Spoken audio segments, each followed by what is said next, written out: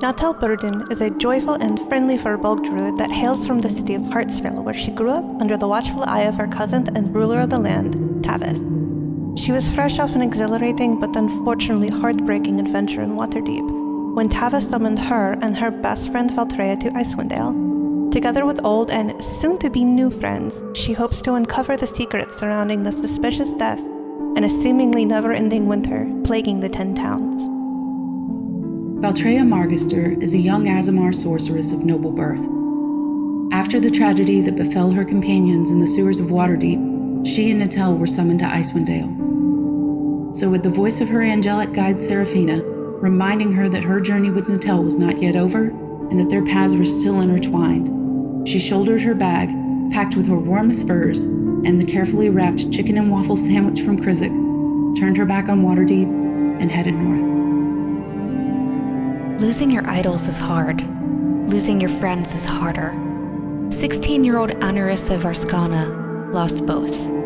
Leaving the warmth of Waterdeep and her anonymity behind, she followed two of her surviving friends north to help the people of Icewind Dale. With her roguish talents, burgeoning magic, and occasional calligraphy, Ani will do everything she can to make sure they all come home safely this time. This is Button of the Frozen Cliff. Button is a large Tabaxian member of the Ragged Nomads Elk tribe.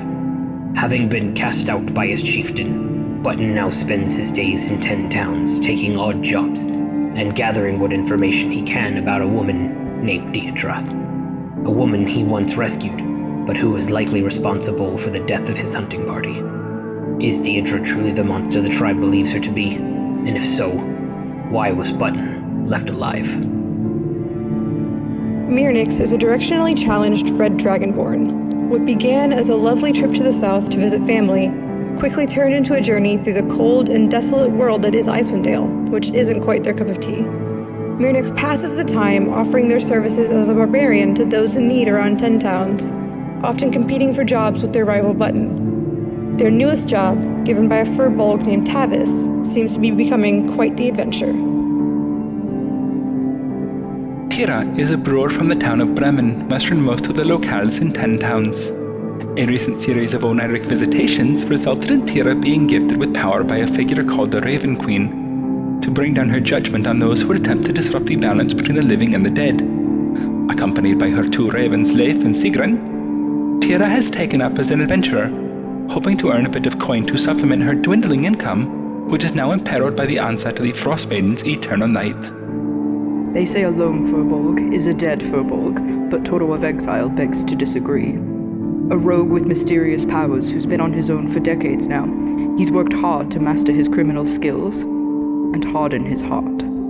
But now, with dark and powerful forces at work in Icewind Dale, he's got to swallow back his pride and work with the team Tavis has put together. Strictly for the greater good, of course.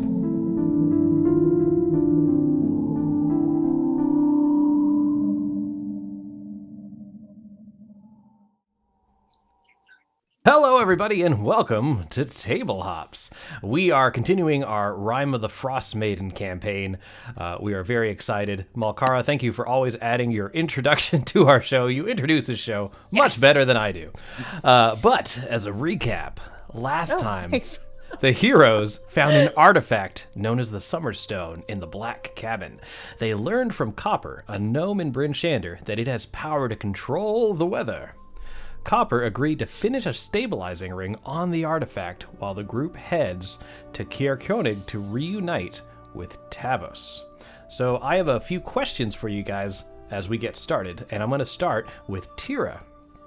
So Tira, in our last adventure, I believe you're the one who took the strange crystal. Is that correct? That's correct, yes. Where was this crystal as you slept in the inn in Bryn Shander? At the bottom of my bag, underneath my bedroll, and secured firmly at the bottom, so that there's no chance of anybody just randomly reaching in there and getting it. Great. Can you please make a wisdom saving throw? Okay. And just when we think we know how the sucker works.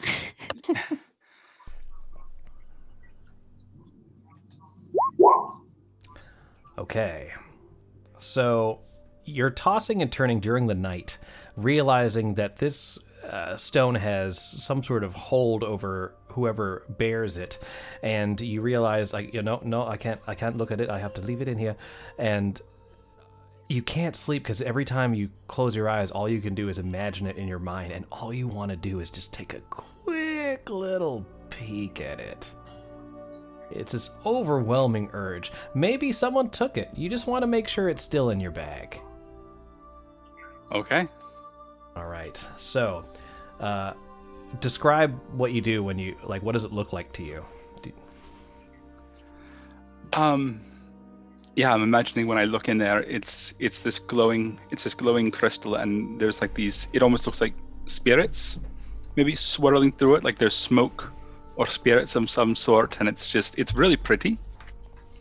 And I imagine they're probably just sitting there just looking at it in the bottom of the bag and just admiring it, and like, you know, all of a sudden I hear like one of the ravens like trying to caw at me to bring me back. I like that. So yeah, as you're looking at it, there are some strange like spectral type images inside it, but they're moving actually quite quickly, like almost like lightning, like shooting through it, and it illuminates the bag and shines on your face as you look at it. But everyone else who has seen this, unless they were privately with it, it never glows for them, but it's glowing for you now. So you've never actually seen it perform in this manner. So what you're going to do now is you're going to make another wisdom save to see if it has any influence over you. I'm going to lower the DC a bit because of your ravens. Okay. Okay. So as Leif or Sigrun caws out, your eyes are taken away towards the sound of their cawing, and you quickly stuff it back into your bag, take a deep breath, and are able to sleep through the rest of the night. Okay. But you do know that it will call to you continuously while you are in possession of it. Okay. All right. So with that taken care of, the next thing I have is Mirnix. In our last adventure, you stayed behind with Keegan and Garrett Velrin. That's the couple where you saved the husband from the Yetis. Right. What is it like staying with the couple? I know they're very, affectionate, but like They're very affectionate, but they make really good food, and they always make sure I'm warm. Like always, like there's always a fire going. It's friggin' great. Like it's a lot more fun than walking around fighting things, and I'm already thinking about retiring. You've had enough. Level 5 is fine. So while you're talking with them, you learn a couple of things. First of all, they mention in their conversations that this person named Tavis, not to be confused with Tavis, it's just the way it goes, but Tavis has become speaker of Caer-Konig. Now, you know Tavis because he is a dragonborn, and there's very few of you, especially this far north, that aren't of just the white dragon like background lineage. You're red, of course, and he's silver. Now, the problem with this is, although he's a very boisterous and charismatic individual, he also drinks a little too much, and you kind of think that maybe he might have bitten off more than he can chew. So this sort of like raises a red flag for you. It's not your responsibility, but you know the guy, and you're like, probably not the best. Probably not the best. He's a speaker of where now? Caer-Konig, Gotcha. the place where you're supposed to be meeting Tavis. Yeah. Coincidentally. Gotcha. So we're gonna meet Tavis and Tavis. Yes, it won't be confusing at all. And one of them will be very drunk, and then Shanalar appear. No, just kidding. So anyway, the other thing is, for some reason, you just feel very, what's the word? Enamored with one of the prizes that you earned from the couple, and that was the Is it the Big Love? The Big Love Scrimshaw walrus. Yes. For some reason, it's just great. You just have become very attached to it. It's in my front pocket now. Okay, cool. Good to know. Like at all times. Did they make my tiny Marv? Yes, in fact, they have finished it. They've placed it in a box. They handed it to Mirnix. Mirnix, you don't really know what's up with the kobold with a mustache in a box, but you're like, I guess it's important to Valtreya for some reason. So you have that to and deliver. we're trusting me to bring it back. Well, You have the orb. What's the worst that could happen? All right, for Marv, Amazing Zach added 1 party inspiration, so I will add that. Very good. Yay. So, Marv-spiration right there. The other thing that has sort of worried you is that you've heard talk of these strange bright lights that are seen on the horizon. Not the northern lights that are in the sky, but almost like spotlight type eminences coming from the tundra around you, and they seem to be congregating towards Bryn Shander. And they remind you of those cold light walkers that you may have... you did encounter them at the Black Cabin. The dude who's just like beams of energy. It's a good thing that all of the people that are here tonight can actually kill. I know. Wow. I didn't say that. So if you feel like giving the DM an inspiration, then we can retroactively. Zach, I'm so sorry for this. Wow. So I like things on the delay because it's just like wait, wow. I now have an inspiration as well. Thank you, Amazing Zach. Damn it, Zach. Someone's a little we could have had an ally in the chat. Oh, Malkara also gave me one. Oh, you guys are in for a world of hurt today. What's going on, guys? So as this sense of dread comes over you, Mirnix, as you realize that your newfound friends may be in danger, and also if the Cold Light Walkers come to where you are, then the people that have taken you in, Keegan and Garrett, may be in danger as well. So it starts as like a small worry, and then for some reason you're inspired to be a little more worried, and I get one more inspiration. That makes you really want to go to Bryn Shander to make sure your friends are okay. So you take the trek and start heading towards Bryn Shander. We'll get back to you in a minute. Okay. So is this when I start messaging Melissa and go, hey, get on. We need inspirations to counteract. That is exactly what you So where's Margwyn? Anarissa, you having seen the note from Tavis that Natel was corresponding with him through the paper birds, you realize that the strange paper that you found in the Black Cabin, the reason it wasn't burned or destroyed at all is because they're actually enchanted. Those are they're for making paper birds. So you have 3 of those now. Woo. Yeah. And then my last question is, Toro, how are you doing? The last adventure ended a little rough for you. It was an intervention. Yeah. I think that Toro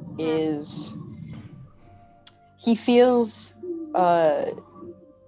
ashamed that he let the artifact or whatever it is sort of take control of him like that. Okay. And I think that he would be hiding it very well. But I think he's also still very much intrigued by it, especially based on how similar it feels to his powers. As you open the door of your room the next morning to head down for breakfast, Tira's door opens at the same time, and you kind of are awkwardly staring at each other from across the hallway. All right, Tira. Toro, how did you sleep? Better than the night before. You? You probably slept better than I did then, yeah. Yeah, I kept thinking about the crystal. Did you? That was really weird. I didn't know ravens could sneeze. I didn't either. I've never heard that before. Maybe they got into some pepper or something from the bag. I don't know. I just kept thinking about the crystal all night, and I finally managed to tune it out, but it was a close run thing, I think. Something needs to be done, but I don't know what. It's nice spend the night in the same room with Tira, because I feel like I could bounce out and be like, we could throw it off the cliff. Yeah, you could do that. There are many cliffs in Icewind Dale. Yeah, the only thing I would worry about with that, Narissa, is that something else could get its hands on it. And then we would really be probably in worse shape than we are now. We could try to shatter it. I'm thinking that's probably our best idea. So as you collect your items and head downstairs to the inn's sitting area, you see Button's already down there, sort of glowering over his food, saying something about, can't believe they stole a kill again, and just grumbling to himself at the bar. And then that's when Mirnix opens the door to this place, holding this orb that is faintly glowing and saying, hey, I'm going to need directions to I found you. And then you're here now, so you can continue. So everyone's downstairs at a table that's coincidentally just the right size for your party. Voltrea, I have this thing for you. It's like he's got a mustache. Oh, yay! And then I open it up and I'm like super excited. I'm like, Natal, look! Oh, tiny Marv. He is so precious. It's so cute. It's awesome. Oh. Thank you so much. And then I give you like a little hug. I thought he was. You guys would never guess what his mustache is made out of. That's when I cut in and just go, no, Marv's a friend back there. What's his mustache made of? Button's Anyone like, want drinks? I need to I'm buy gonna go some get more drinks. food for Alvin. But unrelated. Yeah. And that's like as Anarissa is just getting, like, I guess, I don't know, another pitcher of water or whatever, because it's the morning and we're probably not drinking first thing in the morning.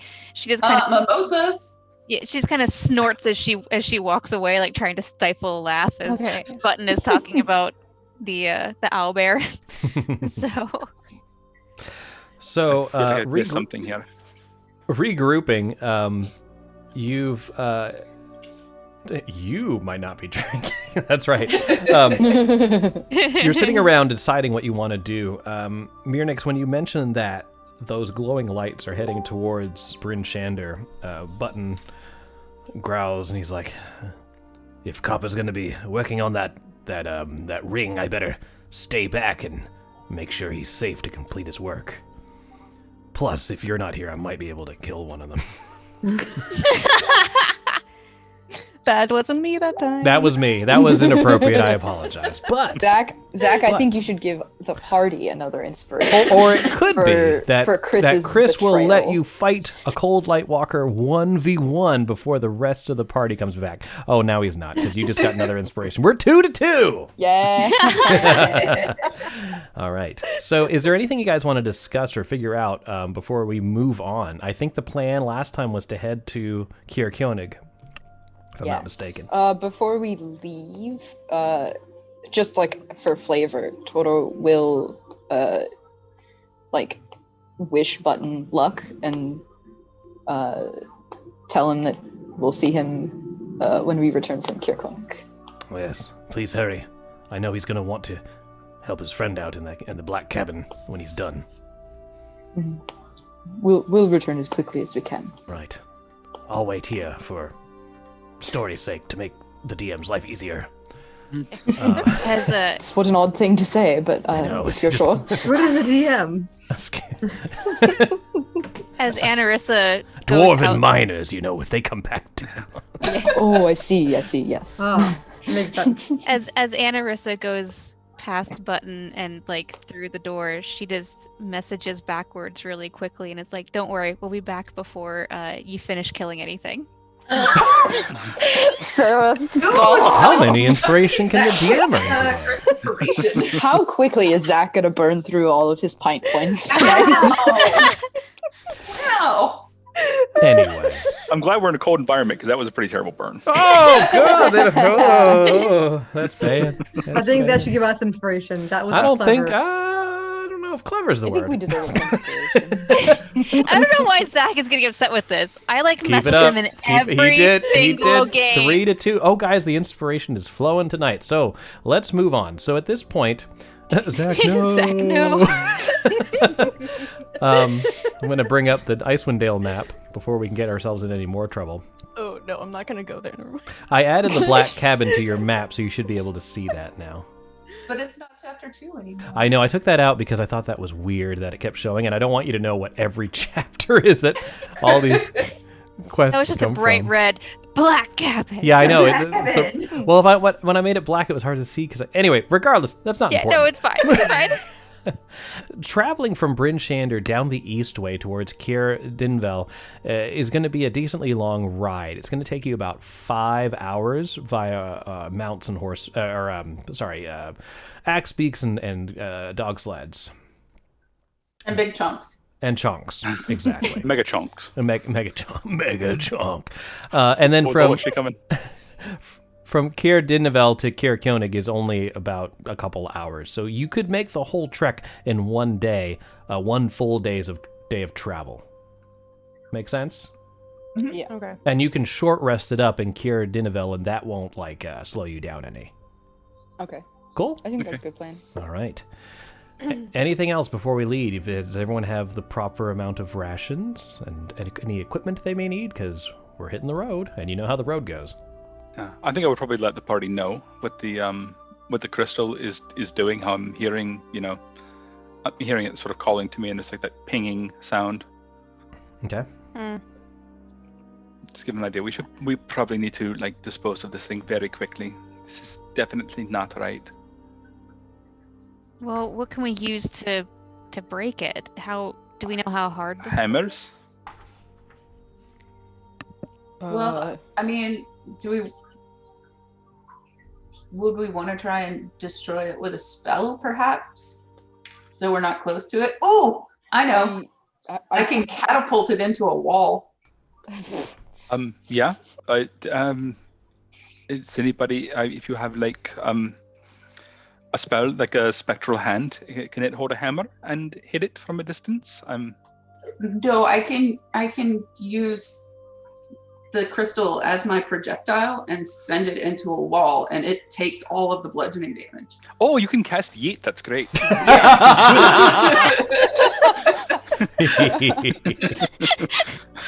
Oh no. Just make the vocal component. This is Yeetus, crystal deletus. It's just semantic. Otherwise, it would be Yeet. Okay, hey, Valtreya, describe how this spell is used and what you yeet this crystal into. I mean, is this what we're deciding to do? Sounds like it. Yeah. I think that this is a powerful enough magical object that I don't think a regular hammer is going to destroy it. All right. Well, we're not using a hammer. She's using a spell.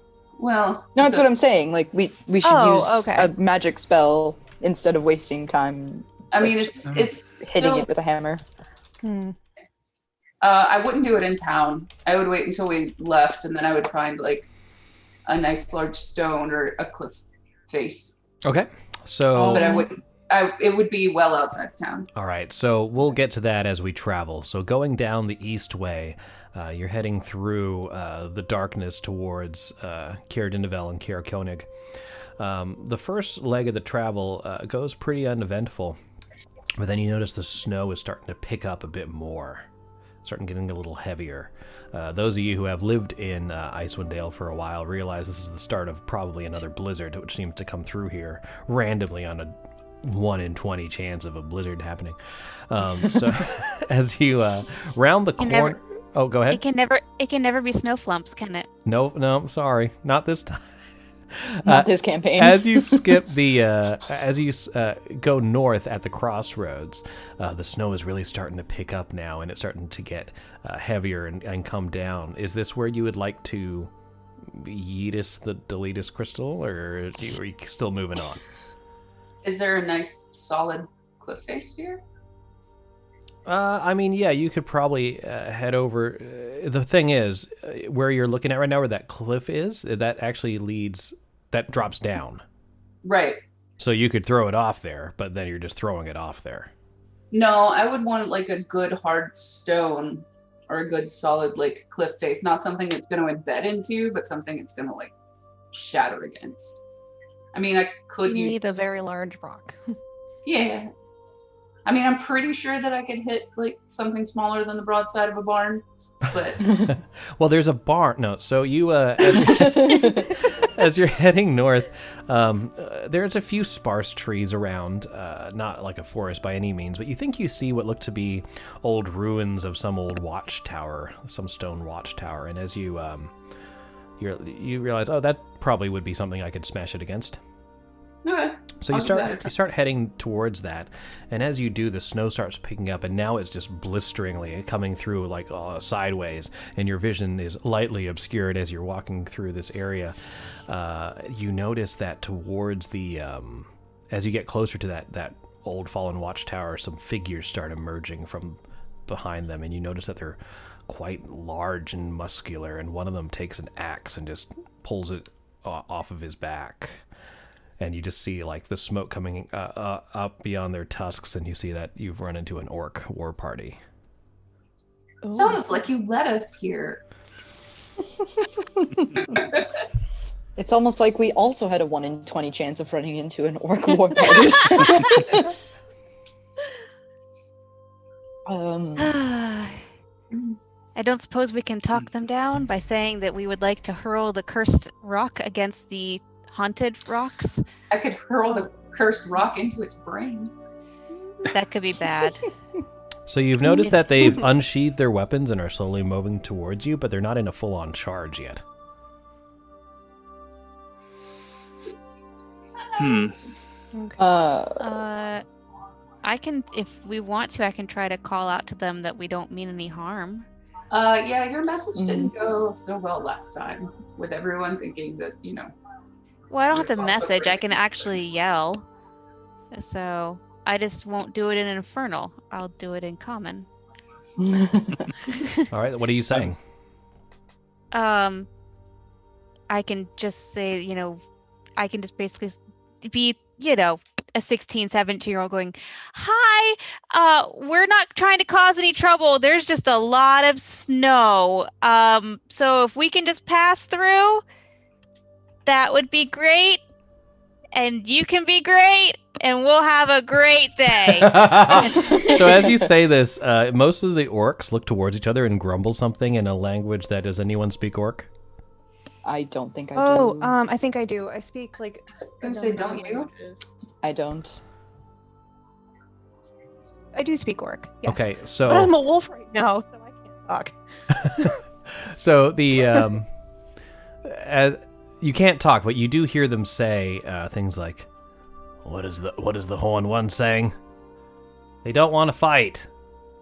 They don't want to fight. Oh, that's stupid. We're going to fight." And then there's a larger one that comes up with his accent, and he speaks in this faltering common. He says, "Oh, if you don't want to fight, then that's fine, but it'll just make it easier for us to rob you, unless you have tribute for the many Arrows tribe." Once I hear that, I kind of like pop Anarissa and Val off my back and like scoot them back with my back leg and like start to growl at the orcs that are coming, like trying to translate that, you know, we're gonna fight. Yeah. I get what she's saying, and I start to like prepare a spell. All right. As you do that, you see an extremely large figure grab the top of the ruins and raise up, and it's just the sort of bestial humanoid with huge muscles who's towering over the other orcs. It looks to be has some ogre blood in him, and it just growls at you. This was a I mistake. growl back. All right. Louder. Anarissa is just like, so I get the impression it wasn't going to matter anything that I yelled at you guys, because since I didn't have to roll persuasion, that means the DC was just way too damn high. So I guess we're doing this because... Well, basically, you just said, we're not going to fight you, and they're like, cool, give us all your money.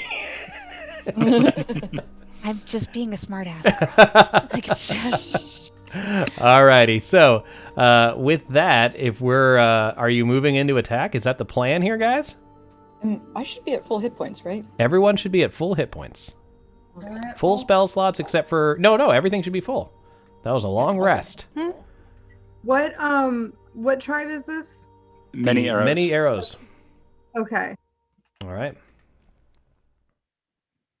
So, if everyone is good, we're going to roll initiative. We good? Yep. All right, let me fix my camera a little bit here because I'm real tiny for some reason. And let's go. All right. Come on, my initiative always sucks. Sounds like it's going well. You did better than I did, Ryan. Where's my person? Swear to God, Valtreya's You're in just the all front there, weird. Munix. Here I am. All right. She's just so busy staring at somebody's ass or boobs the whole time that she just is always late for the fight. It's this guy's boobs. Mm-hmm. Oh, no. No, thank you. They bring the boys to the yard. Oh boy. Okay, with that. Orc brings all the boys to the yard. Savage. Oh yeah. Kool-Aid Man? Oh yeah, that's great. All right, so Anarissa. The chat has there's snow escape from this fight apparently. Right. Oh. Margwin, you missed Randy Savage and the Kool-Aid Man. I'm sorry. So moving on, Anarissa, you are first. Great. Let's see. I am going to. Oh, I'm gonna shoot somebody. It's just not gonna be with sneak attack. So let me see. I have to get a little bit around Big Chunk here because I'm not that tall. So we'll do that. And we'll say, for the sake of it, we'll shoot this first one up here. Okay. So. That's the larger one who appears in charge. Yeah, that's fine. All right. So I shoot him. 20, yeah, for 6 damage. And then I'm going to do my bonus action hide. So I've got my cloak that makes it extra hard. All right, roll a. Oh, you're going to make it. His passive perception's 10. Roll an advantage stealth check just in case. Sure. Yep, I'd say you lost him. So, as you shoot this arrow, he doesn't even look towards you, and the arrow pierces him in the shoulder, but doesn't seem to slow his stride at all. And you move behind Valtreya, and he hasn't even locked eyes or even seems to have registered what has happened. Yeah, just so you know, I'm in the tree line. I'm trying to not use Valtreya to hide behind. I'm trying to hide in the trees, but That it's hard makes to see on the map. Sure. So Tira, just so you know what I'm doing. Tira, you are next. Okay. I am. You can roll for Leaf and Sigrun too if you like. Leif actually did already. They got a 7. Okay. There's nothing really. I don't think there's actually a initiative check for them. I think it's just a dexterity check for them. Yeah, it is. That's correct. If you click on it, it's a little D20 with an INIT on it. It's very small. Very small, in between the 2 columns. Oh, I do see it up there. Yeah. Okay. Mm-hmm. But I popped him in there at 7. Okay, that's totally fine. Oh my god, the half ogre rolled a 1, a 1.1. Good. That's good. That's what we wanted doing. Right. I am trying to see if I had any. I don't. Okay, so I'm going to go ahead and just I'm going to move 10 feet up here, and we are also going to shoot at the Orc War Chief. 2 shots. We're going to go ahead and hex as a bonus action. So he is hexed. All right. I'll put a marker on in just a second. So I do an extra d6 necrotic damage if I hit. And we are going to 2 shots to Eldritch Blast. 21 for 9. Yep. All right, so 10. All right, 1 second. So 10 damage total, including the hex damage. Mm-hmm. Does a 12 hit him? A 12 does not. His armor class is higher than that. Okay. All right. Anything else? Move back down behind Toro. Okay. And or behind, yeah. And no, that will be it. That's me. All right. Let's see here. Seeing that the largest creature in front of him is Big Chonk, the war chief pulls a spear and throws it across. Oh, that's rude. Thanks. So here he goes with his ranged spear attack. 24 for 16 damage. Okay. He then he starts moving backwards. 5, 10, 15, 20. Go there. And now it is this orc's turn. He moves forward 5, 10, 15, 20, 25. They only have 1 spear each, by the way. So when I've thrown it, I'm just going to put a little red circle to show that they're out of ammo. This orc's going to do the same thing with his javelin. 11 probably does not hit you. It does not. All right, so he has no more ammo either. Chonk, you're next. Okay. We're going to run up to this orc, and I'm just gonna look down on him. And like those scenes where are like those, like he's just gonna like put his mouth over his head. All right, let's do it. Okay, so we're going to do a bite, and hopefully not fail. 14 is enough to hit him, barely. Okay. So 11 piercing, and then I have to see if I'm prone, right? Yes. All right. Oh my God, you took a whole chonk. You took a big chonk out of him. All right, so this is the regular orc now. I'm just picturing him like with biting on top of him and just like shaking him like a toy. 15. It's a little So ragdoll. he does not fall prone. He just lets you eat him standing up. If you're gonna eat me, I'm gonna be standing up. Anything else? Nope, that's it. All right. Let's see what you can do, buddy. This one individual looks a little different than the other ones. And he is wearing some sort of strange ritualistic type armor. And he he moves ahead of the pack. And he throws a spear at you, a big chunk, just like before. So let's see how that goes. You're a big chunk, and they're orcs. I know, and I'm bright pink. I understand. And your fur makes a target. So here we go. Spiritual. Where is that? Spear. Ranged. 10. Nope. So the spear shoots directly over your head, and you kind of look at him. I kind of turn with like the orc in my mouth, like, what? Yeah, the orc is still there. Just like. But behind Big Chunk, the rest of you see the spear actually stop in midair, turn around, and move back to attack. Oh. That's not So fun. is this like a spiritual weapon? It's a spiritual weapon. Spear. Oh, damn it. Oh, that was a good one. You know what? That's a punspiration right there, guys. That was one that it went over my head, just like that spear went over Natel's head. All right, so, oh my God, that's the worst looking spear I've ever seen. Let me just, that's not a big chunk spear is what we want. We're going to put that there. Let's give it a little bit of an aura so we can actually see this bitch. And the spear will now attack you. So that is going to be... Oh my goodness. Where'd you go, buddy? I lost you. All right, here it is. That's going to be a 15 to hit. That does hit. It's 2 whopping damage. Apparently it's a rubber spear. Oh. Oh, no. Floppy. Oh no. That's, let's retcon that. Did not Let's consent. retcon that. Did not consent. Mirnix, you are next. All right, I'm gonna move right here, Okay. and if I'm understanding this correctly, I'm going to. I've been holding my my big love walrus statue close to my heart for a couple days now, and I'm just kind of like gonna rub it and summon this giant orc war chief spirit. Mm-hmm. So you... Oh, go ahead. Oh no, what were you gonna say? So as you do this, you put this big love walrus on the ground, and as you sort of channel the magic into it, this spiritual orc war chief arises from this scrimshaw walrus, bearing the same markings as the other orcs in this tribe. And all the other orcs around, including the half-over, except for the orc war chief, immediately genuflect in front of it. Yes! Alright, that's what I was hoping would happen.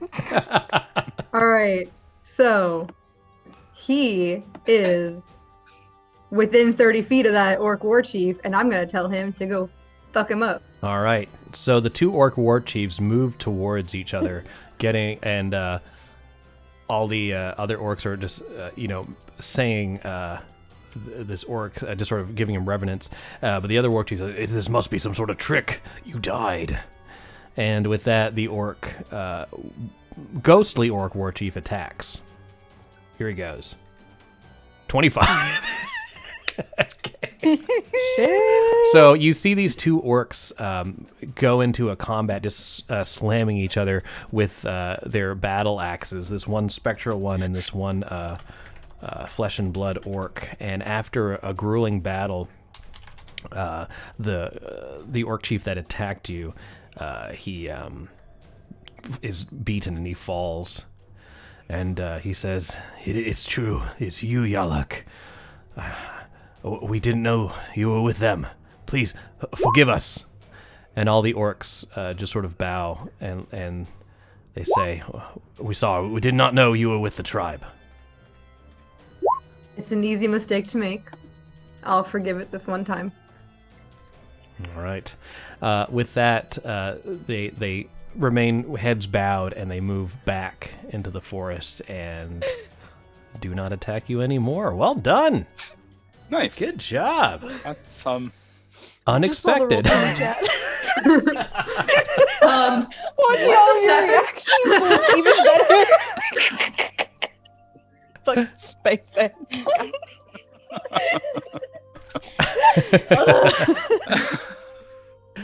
Oh boy. Well, I think someone's got some splaining to do. Yeah, what was that?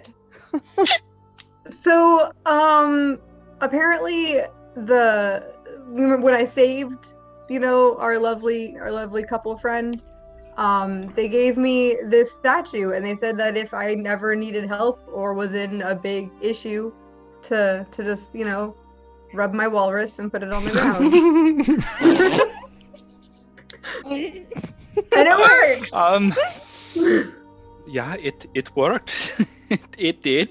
But apparently I can only use it 3 times. I don't know. That was like a little warning they gave me. So right after 3 times, that was worth it. The soul is laid to rest.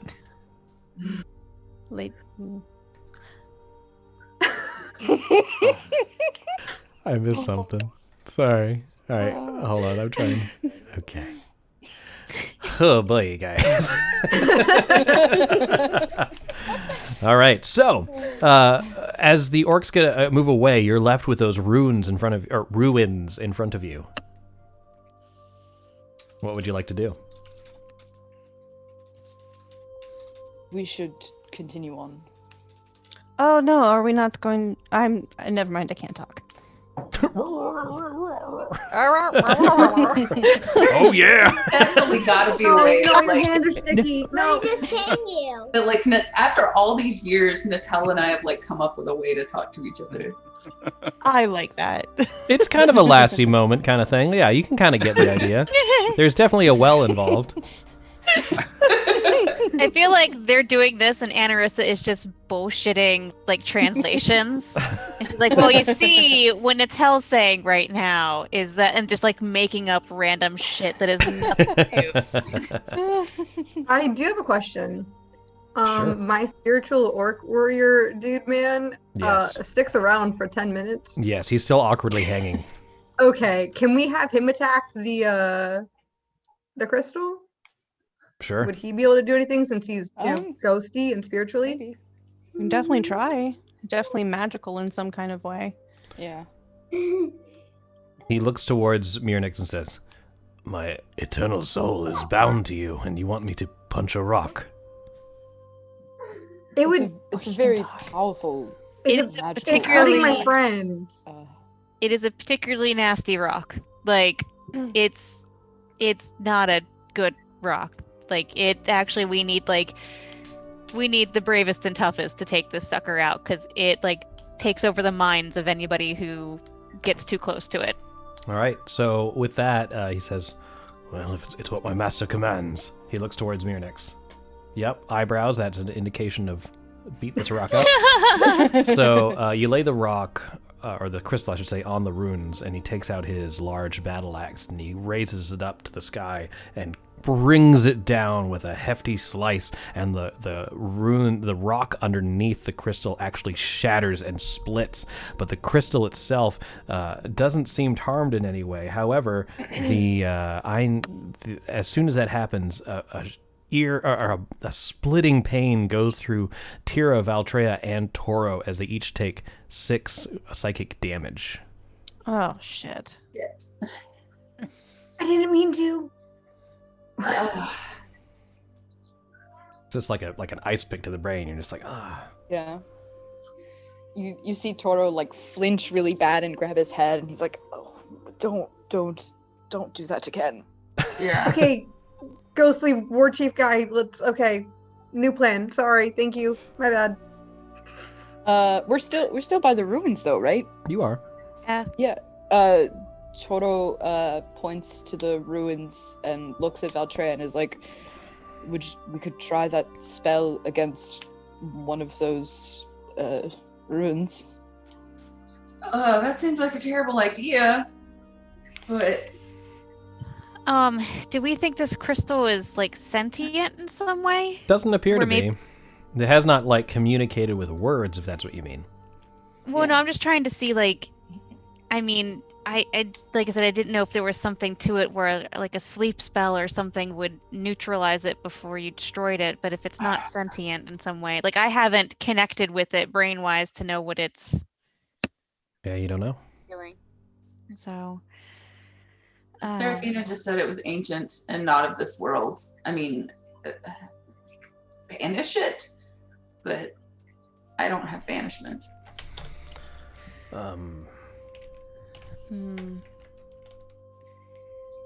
Does anyone have 2 bags of holding?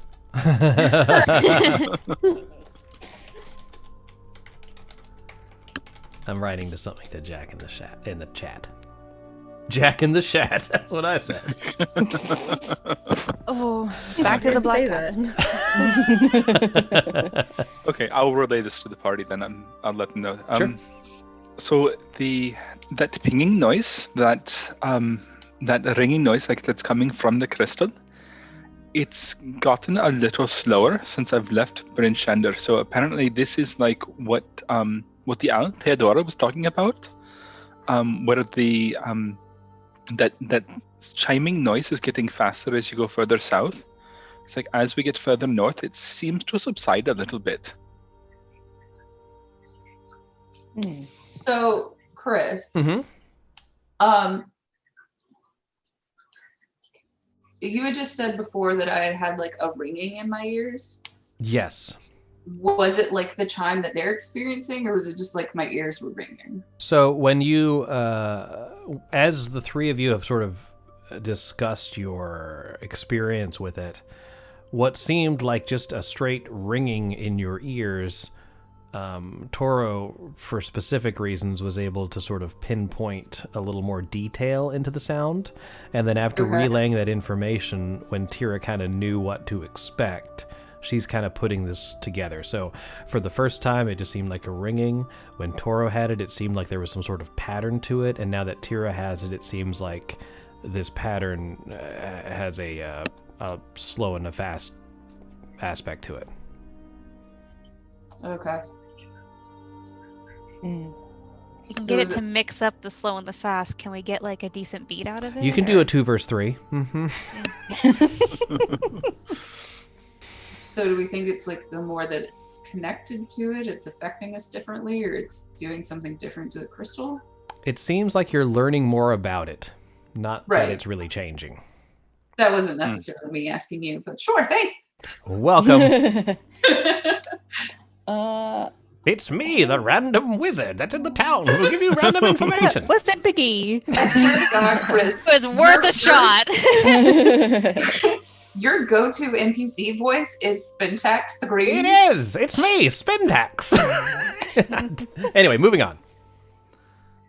I have. Well, we'll talk about that later. But yes, continue.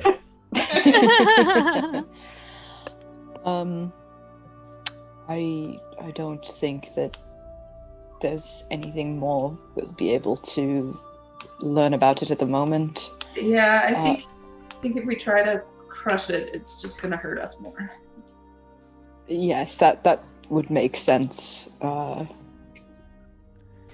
right. So as you discuss, you continue to head north towards Caer-Konig, and at that point, as you're walking, the ghostly orc war chief just sort of turns to dust and vanishes in mid-step, his time having run out. I will say that perhaps, like, we should keep it between the three of us and not have any more people attached to it. What if it makes it worse for you? But it won't hurt anyone else. No, I think there should be at least a few people who aren't influenced by it. Just in case. Yes, I agree with that. Yeah, I think it should be our decision. Those who have borne it so far, maybe just in case we don't want to pass this on to anybody else and risk some sort of a negative influence, I suppose, if it can be avoided. I'll kind of like whisper under my breath to Ani, like, you know, someone has to watch Natal if something happens to me. You can't hold it. Yeah, I don't like that, but I'm staying quiet. For once. All my characters are somewhat loud, even the rogues. So, am I understanding correctly that you are holding on to that then, Tira? Are we passing it again, or is it staying with you for now? I think for now it will stay with me. Okay, got it. I'm sorry, the way they organize the art in this module is exceptionally hard to find. There's a really cool picture of Caer-Konig that you're about to get to, but I can't find it, so I'll just... when I find it, I'll show it to you at some point.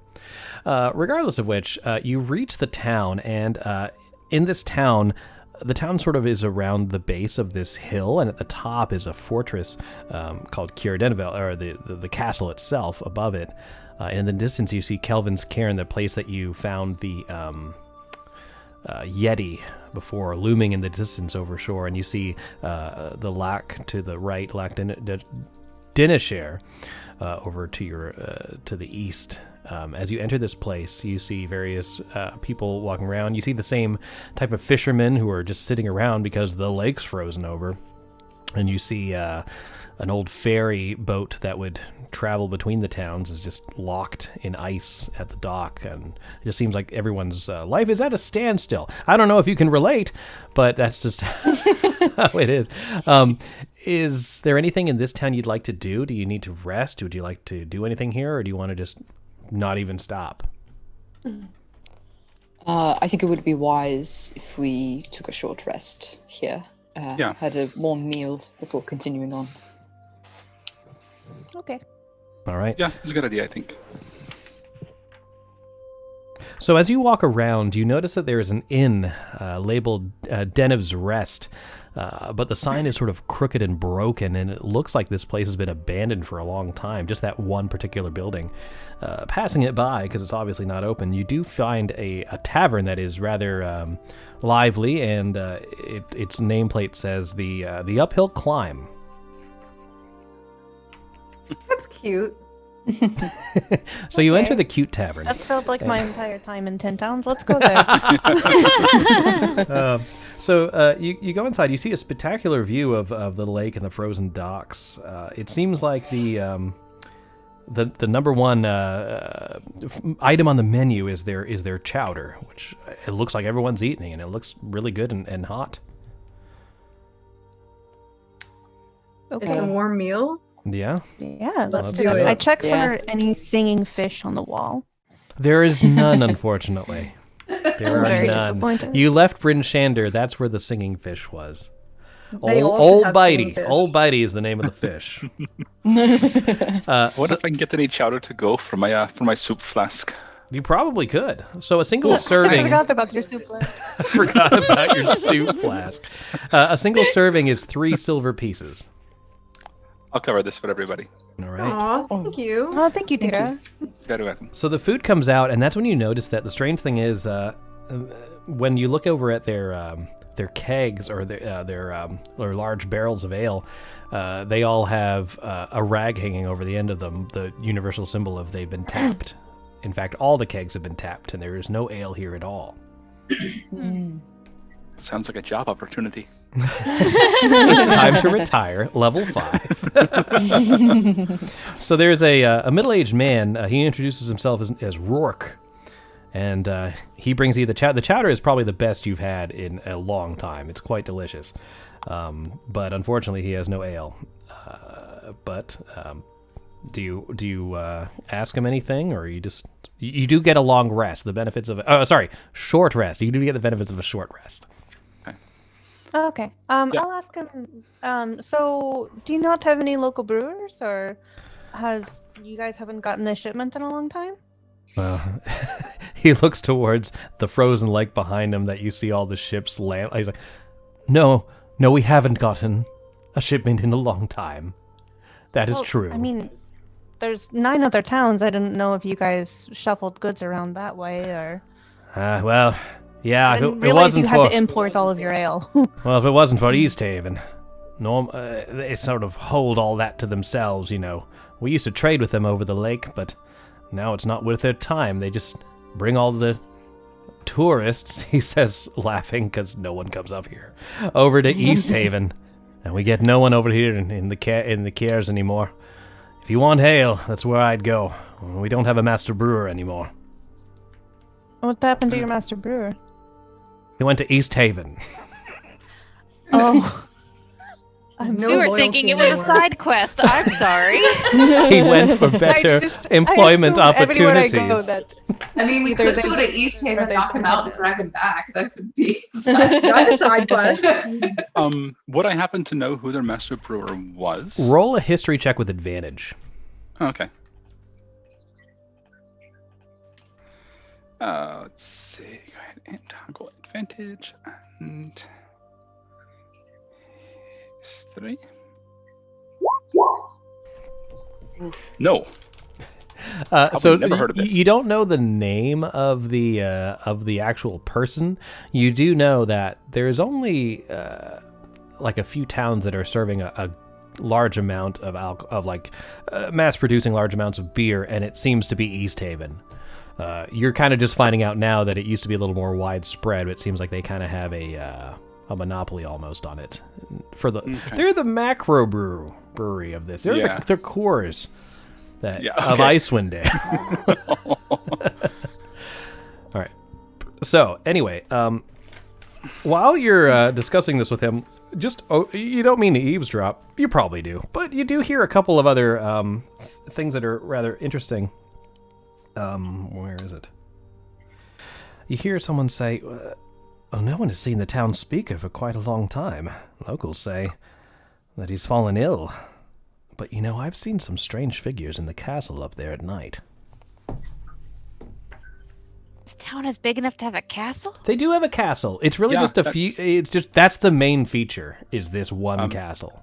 But it's. Did I miss the cool picture that you put up? I never found it. Unfortunately. So Caer actually means like a fortress or like a fort or a stronghold. So that would be, if you see Caer, usually that's a major like barracks. Okay. This speaker, by chance, is his name Tavis? No, that's the speaker in Caer-Konig. I thought that's where we were. We're in Caer-Dineval. Caer-Dineval. Never mind. Cool. It's okay. We know you never quite know exactly. I don't know where I am. No. There's a castle. It says Caer. There's snow. Eat your chowder. That's more than I knew. I didn't realize there was a castle and that it was named in such a way that would tell me that there's a castle. Found it. Oh, there's a picture of a castle. It. Oh, that's cool. Castle is a strong word, especially for people from Waterdeep, but for them, this is a castle. Yeah. Pretty sure, Ani, if you missed that, then you fail as a rogue. Perception, you're looking in the wrong direction. I just see a lake. There's no castle. You've been hanging out with me too long. That's what it is. It's rubbing off on you. Yeah, this is an like, excellent whatever, place to Toro's logger. got it. Zach. It's fine. So, hearing that and resting here, you realize that is this something we investigate now, or do we maybe put this on the back burner and head up to meet Tavis? Is there any other gossip that we hear? Roll a perception check.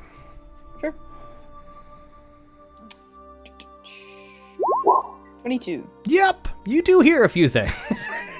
Excellent. You hear, we heard in Caer-Konig to the north, local establishments are beset by vandals and thieves that skulk about unseen.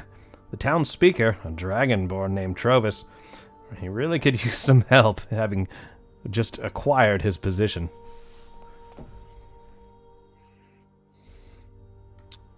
Okay. I mean, we're kind of... Yeah, Tora will definitely, tell the party what he heard. We kind of have a time schedule we need to stick with here, because if we don't get back I have to agree. Grimshander in time, Copper's going to leave without us. We can help them after. Okay. But I think we need to head down to We Caer-Konig. should take care once we get to Caer-Konig if there are vandals and thieves about. So you pay for your meal and head back out into the darkness. And then you move from Deneville to Caer-Konig. Okay. The travel is lovely, rather uneventful, and the weather, for what it could be, is fine. And you make it to Caer-Konig without anything happen. Look at that. I was what number on the dice I know. is that? It's just a smiley face. It just comes up with a smiley face. There's no number. All right. So you head towards Caer-Konig, and you see the snow-covered slopes of Kelvin's Cairn looming beyond it, of this quiet lakeside town. You see that this place has grown. There's a wooden palisade added around it to sort of discourage raiders. Let me bring up. Unfortunately, there's no pretty picture for this guy. Where is... I lost it. I lost the whole town. Not the whole town. The whole town. There's... Session canceled. Yep. Good night, everyone. Too bad we don't have any imagination. I guess there isn't one. It's a town like any other. So you're in this town. It's a quiet village. What, did I accidentally delete the entire... It's just a crater. I caught that. Oh, wait, I found it. I found it. That's like chapter 5. You skipped ahead. We come back. It's just... Oh, you probably just see nothing. You should be able to see it now. Chris rolled the d20 and actually got the freak meteor. Oh, yeah. Nothing happens. We're just all There's standing no on town the rim, anymore. just looking down at it. Yeah. Solves that problem. Tavis, Sorry no. about Tavis. No. Whoa. My No, only Tavis, family. no. Bye. My only family. All right. So, as you're moving up there, we got something. Something happened. Hey. Mama Whiskey, good to see you. Thank you for raiding with a party of 15. We appreciate you very much. Woo! Thank you. All right, so as you enter the town, you see a few bundled... Oh, something's boinging. Oh, happy 7 months, Mama Whiskey. We appreciate it so much. I think you've subscribed longer than I have. You are awesome. Really appreciate that. True. That is probably true. You see a few bundled up people shuffling between snow-battered houses, keeping their heads down, barely bothering to give you a look as you walk past them. A pile of snow stirs as you pass it, and someone hidden beneath it suddenly stands. The figure looks around and yells, Who goes there? Is it the thieves? Have I found those creeping bastards? When he pulls down the scarf covering his face, you see it's a silver dragonborn holding onto an empty wine bottle as if it were a weapon. He belches, grins at you, and says, Pardon my manners. A bit jittery with all the thieving going on. I'm Tavis, the town speaker. Hey, buddy. Live in snowdrifts.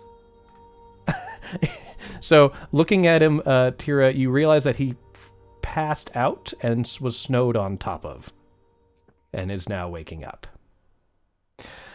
Looking at Mirnix. Mirnix! It's great to see you again. Look at me. I'm the speaker now. You're drunk now. I'm just celebrating. This is a big achievement for me. Nobody liked a match around him. Anarissa is just using thaumaturgy to move snow from one side of his shoulder to the other, just slowly moving it just to see if eventually he notices that there's far more weight on this side than the other. He's not going to. He's just gonna fall over Uh, on Rissa.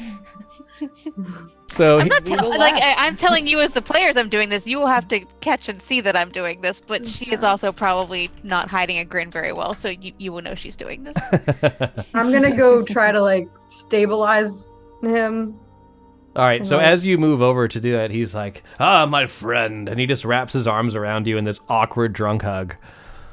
And then he steps back, and he kind of leans against a barrel and is sort of like, well, I think we could all use a drink, am I right? No. I'm gonna get you some water. How about some snow? So I need everyone to make a perception check. Okay. Toro notices everything. So does Tira. Holy We all need to make it? No, but you might as well. Ooh, Natal really notices. I got the nat 20. I don't see shit. Holy crap! Dang. Wow, you guys are the most perceptive group, except for Kieran. This happens right as Mirnix is in the full drunk hug. So unfortunately, your view is blocked. But everyone else notices. Let me show you this.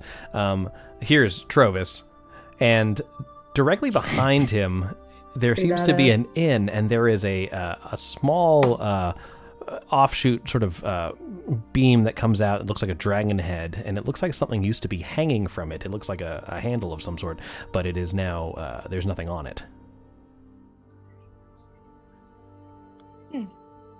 He says, come, let's get in from the cold. Did it used to be like a type of sign? Because I would probably recognize something like that, like if it was something that I would have. It looks like where where a lantern would be hung. Okay. All right. Are other lanterns or lighting instruments missing throughout? Not that you noticed. Trovis, the signpost above the door there, is that missing something? It seems incomplete, actually.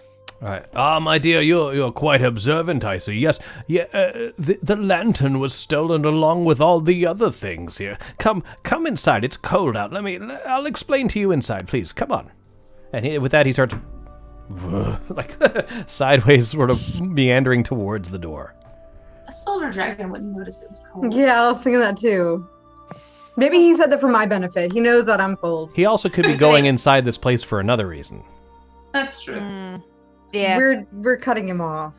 Well, also, is it that he doesn't notice cold, or the cold doesn't bother him? Because that could be. I think he's probably let it go. Yeah. It doesn't bother him anymore.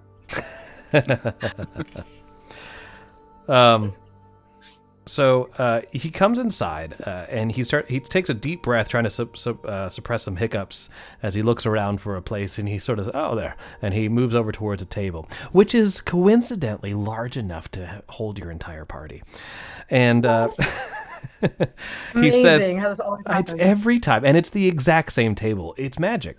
So the town has this very table. So he says, the town has come across some thievery troubles. No one's seen anything really. Just the other night, the lantern over at the top of this place, the Northern Lights Inn, was stolen.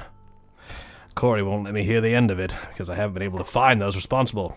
Not yet, anyway. But I have a knack for this stuff. Have you tried looking sober? Oh, Mirnix, you've shared ales with me. You know how us Dragonborn go. We party hard. Anyway.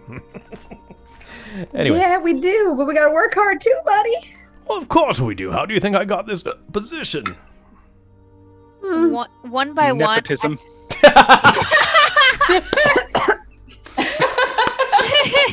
That's so good. I know a guy in the military one time who was a sergeant who got his position through nepotism as well. It was I think I'd heard about him as Sergeant Glitter, Sergeant... something like that, yeah. So you're talking about Sergeant Sparkles, that ancient myth. Yes. What? That's the story I heard, yes. I love that. I tell that to my children. Anyway. So I imagine that there are candles in the middle. Wait, of the he doesn't table, have like, children. Wrong NPC. No, this guy should not have children. Yeah. No, he shouldn't. So I imagine there's probably candles in the middle of the table to like light the room since it's always dark. Is that a decent assumption to make? Say that again. Or there's like say that again. Be my accomplice, Chris. So are there candles like in line of sight at this guy, like on the table, or like lanterns nearby? Oh yeah, in the sure. There are room? light sources, little lanterns, and candles, of course. One by one, I'm changing their colors. Oh. So just it's a thaumaturgy thing. I'm Sure. just changing the candle flame colors. I'm just doing it within his direct line of sight to mess with him. So as he looks, he's like, "Hey, what the hell's her name? Hey, Ali, look, I found the lantern. Look at this." He's like mesmerized by this lantern that's changing colors. A young woman comes out from the back, and she Change says, it back before she sees it. All right, so he's like, "Oh, well, I swear it was." It's like she gives Trovis a chastising smile and says, "Did you fall asleep outside again? I'm telling you, Trovis, one day you're going to have to stop relying on the kindness of strangers." She starts pulling out chairs for you and offers you to sit down. She yells towards the back kitchen, "Heat up something for Trovis. He's been out patrolling again." As soon as she walks away, I turn the candle flames back.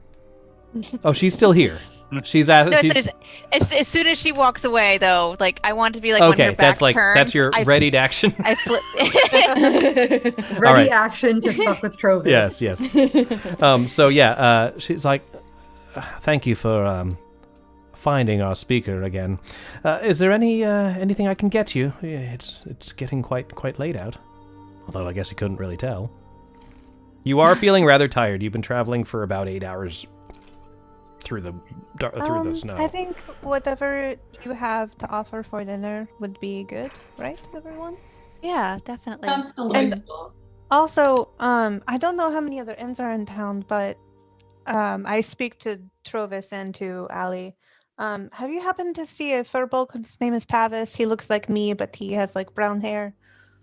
Oh, yes, he was here a couple of days ago, and he's been coming in for dinner. Honestly, it's around the right time. I'm sure if you sit and wait, then what was his name? What was his name again?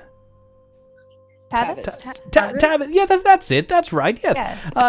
Yeah. He's usually around around this time. I would just probably grab a meal and wait for him to appear. Okay, thank you. All right, absolutely. We have a knucklehead trout. I hope that's okay. It's really all we have left right now. That'll be fine. Yeah. Thank I you. don't know what that is, but it sounds great. It's delicious. It's what the Billy Bass was. It's what the super knuckle is. Oh, okay. Yeah. All right. So she goes to the back and is apparently yelling with another woman, like not angrily, but just over the sound of the kitchen as the food's being prepared. Is there anything you want to talk to Trovis about? How did he become speaker? Like, how did this... Okay, so you're just asking how he became... Yeah, so what happened, man? Like, how did this happen? It's like, well, the other speaker, he grew old. And unfortunately, he passed away. But me, being the dragon of opportunity, shall we say, I just quickly offered my services, and the townsfolk seemed to like me well enough. I've had great times with many of them, so it was honestly quite easy. It also could have been because no one else was running for speaker. But no, now I got it. Isn't that fantastic? Sure is, buddy. You handling the stress okay? Oh, no stress. It's great. I get all the ale I like. Not as good as the ones from East Haven, but, I drink what I can get. Anything else you're doing with the town? Like, well, road repairs? I do know my one road repairs. We don't have roads here.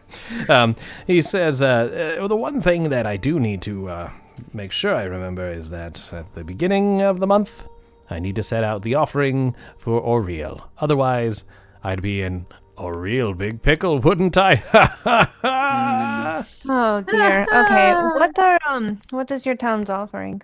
We offer food. We set aside a portion of the food and rations and harvest, and sacrifice it to the endless winter. Yeah. So you're not the people sacrificer. That's good. No, unfortunately, we don't have enough people. Well, I guess in some ways, fortunately, we don't have enough people here. It was very easy for me to become speaker. How far are we from the first of the month at this point?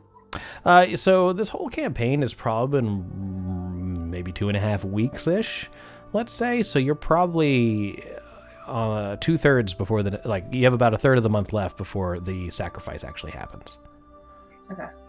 Just out of curiosity, how did you guys figure out if your sacrifices were good? Like, why do some towns sacrifice people and some towns only have to sacrifice food or warmth? Like, how'd you figure out they were working?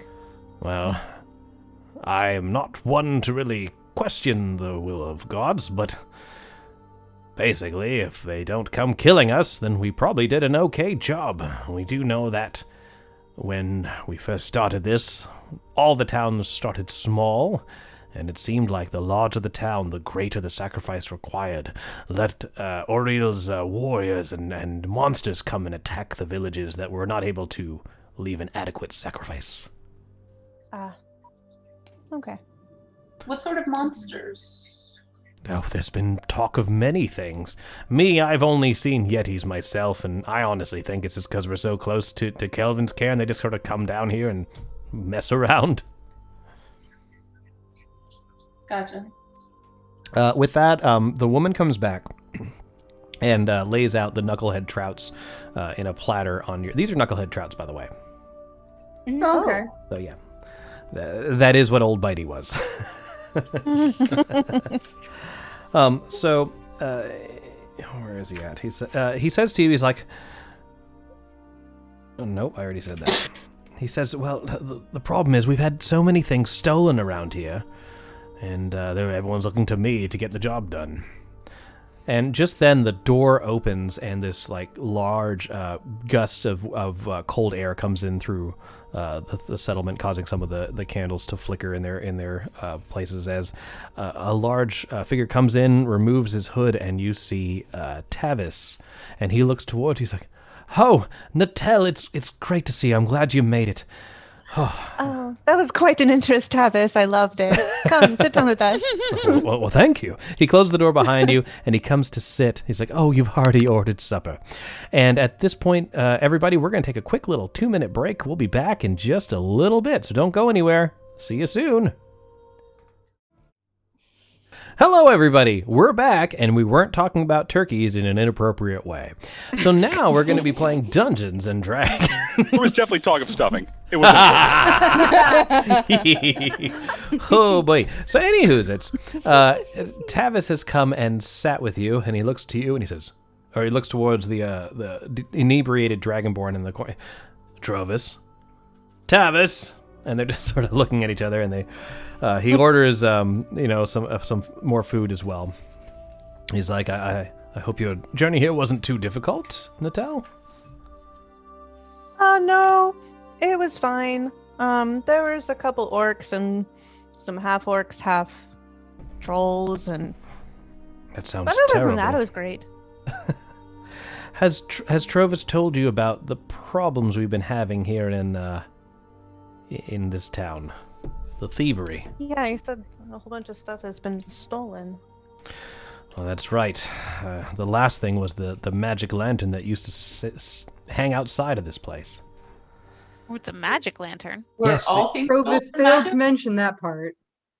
Well, it would change colors in the, like the sky does. It was a weak enchantment, but still quite beautiful and brought in, weary travelers such as yourselves. Was everything that was stolen magic? No. Honestly, the only magical item was that magic. There was the lantern.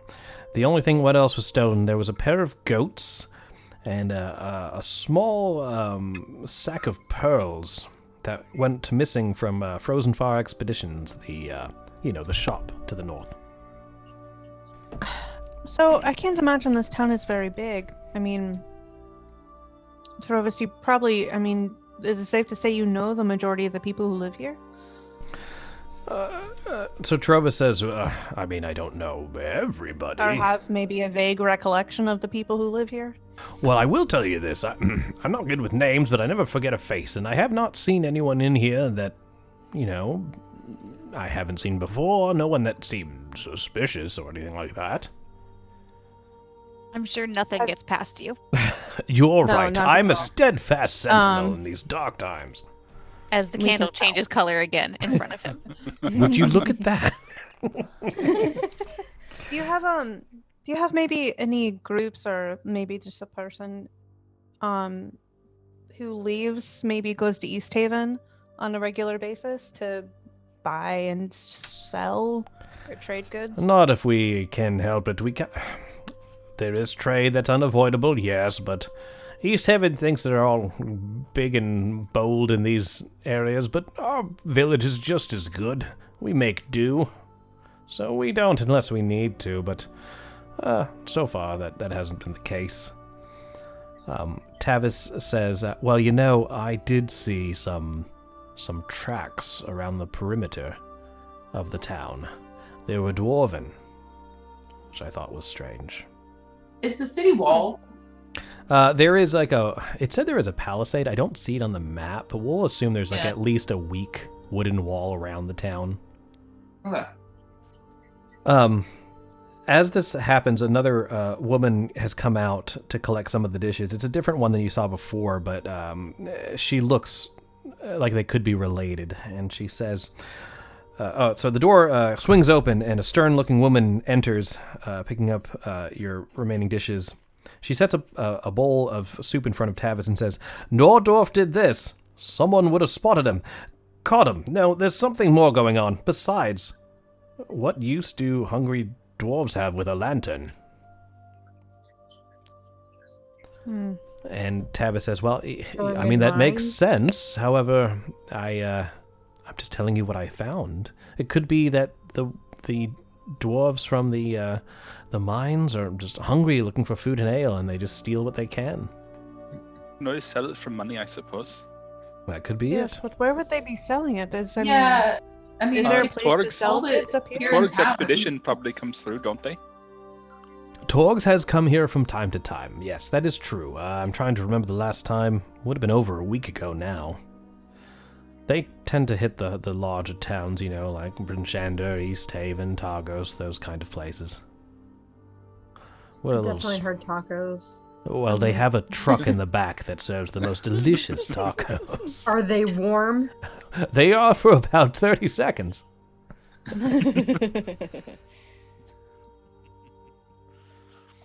When you say that, Mirnix, Valtreya kind of reaches over and touches your hand and uses prestidigitation to just make your hands super, super hot. Just to make you feel better. Thank you.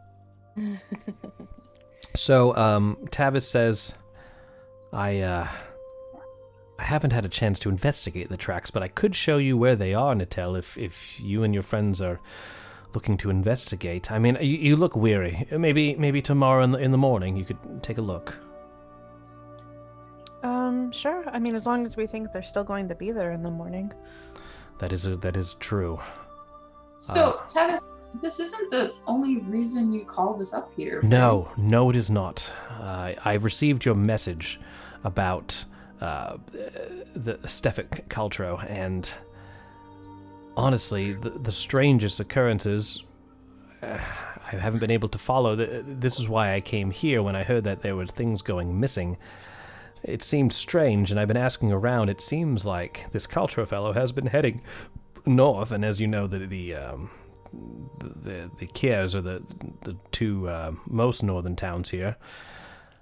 I thought it was a good place as any, maybe re-find the trail, so to speak. Maybe find some clues as to where he went. We know he's no longer with Torgs. Torga says she'll have nothing left to do with him, and finding out that he's undead.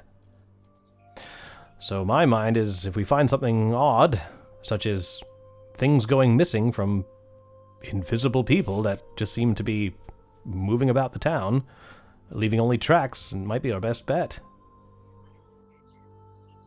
Yeah. Certainly could be a place to start. All right, so I can show you now, but if you would like to rest, it's up to you. We should take a look at the tracks before turning in. The overnight snow may cover them by morning. That is smart. It literally never stops snowing here, so let's go look now. All right, well, we'll leave Trovis in charge of the town, and then I'll go with you. You look over at Trovis, and he has passed out in a large padded chair. I can see he'll do a very good job. If the thieves are still here, I should probably stay behind. I'll take you to where the trail was. I trust you remember what I've taught you. You'll be able to follow them. Yep. And that's when they became hopelessly lost. That's good. All right, so he walks you We're out. going to turn around and can't good find the at town ranger anymore. We're like, things. they stole the whole town. It's just nothing there. So you head outside of the town and you follow the trail. And Tavis was right. They do look like dwarven footprints. Let me bring up the world map again. So you are currently located in Caer-Konig, and they said maybe they're coming from the Dwarven Valley over to the left, but it looks like these tracks lead northeast along the river, heading further north this way. So away from the valley. Correct. Hmm.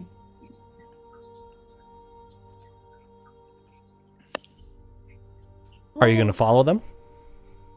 Ugh, not tonight. Okay. Right? I don't know. You told me two different things. We said we were going to look at them. But Okay, look at Go them. and look at the All right. tracks. Yes, we'll be able to kind of.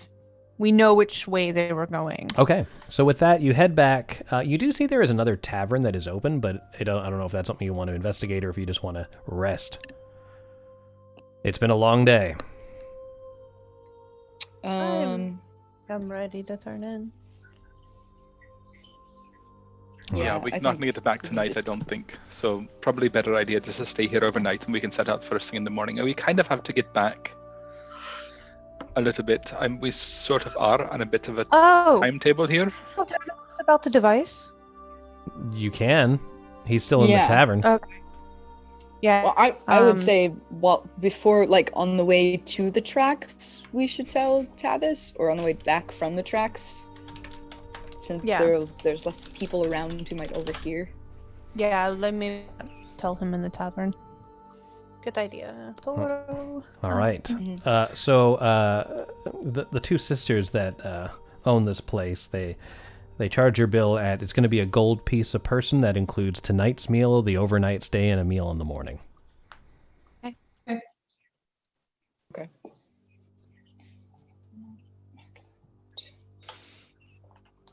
Okay, so with that, you in the morning after a breakfast, is there anything you guys need to would like to discuss before we move on? How is everybody feeling? Well, that's what we're going to find out. So let's see if Tira was able to resist looking at their crystals again. This is going to be another wisdom saving throw. Okay. Unfortunately, you feel that you really need to take a peeksy peek. So but you we also have, like, what? Oh, yeah, we have You could use an inspiration if you'd like. Yeah. This is just to Definitely take use an a inspiration. peek. I think there's another roll. That's up to you. Yeah, but if you can avoid it altogether. Yeah. Could you? Yeah. Okay, so go ahead and use the inspiration, and that brings you guys down to 2, and then making the roll again. 12. Oh, unfortunately, the poll's still too much. You really want to take a look. Yeah. Is this as we've turned in, or is this while This she's is sitting this is the middle of the night. Okay. Like you aren't able to fall asleep. You just hear this ringing sound. You're like, maybe if I just take a look, it'll stop. So you take another look, and you see that those little lights are like pulsing through it, moving very, very rapidly. But that pinging sound has grown fainter and slower since you continue to travel north. Now let's see if it takes hold. So you're going to make another wisdom saving throw, and you still have 2 inspirations. Okay.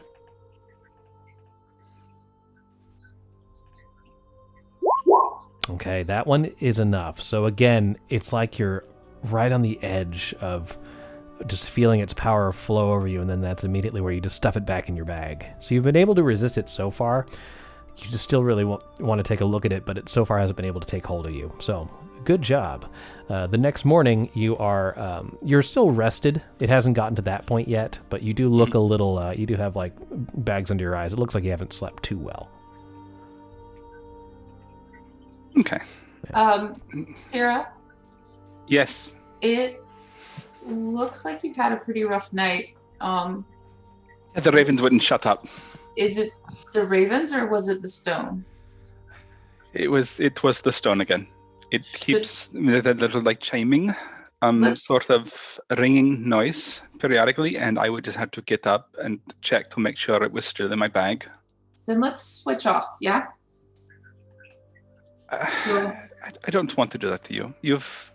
Patre, you've already suffered enough with it. If all I've had so far is just a little bit of lost sleep, it's a burden I can shoulder. There's you and Kemmer and I, not Kemmer? Your name says Kemmer. Switch it. I don't think they have that ability. That's probably my fault. It's you and Toro and I, and we know what to look for now. So if one of us sees the other acting strangely, we can intervene. But we shouldn't bear the burden alone. If this is something, because it seems to be whoever has it in their bag or can we make it where, in a sense, that we have it in a safe place, but no one technically has it? Would it have trouble calling out if we try. could I think we should do separate it? You could try. I don't think we should let it out of our hands. No, I don't know about that, but I mean, I don't know if there's some way to just work around how it's doing this. I don't know. And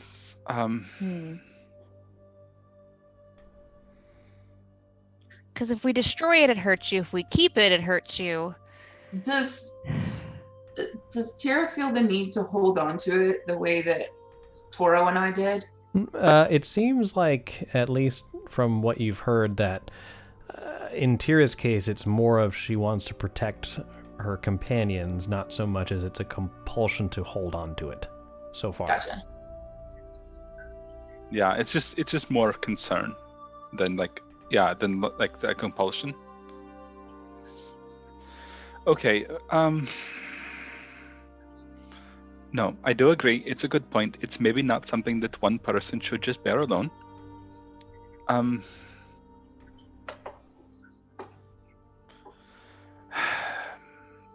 right. Who wants to carry it today then? I can take it today. I was the first one to have it.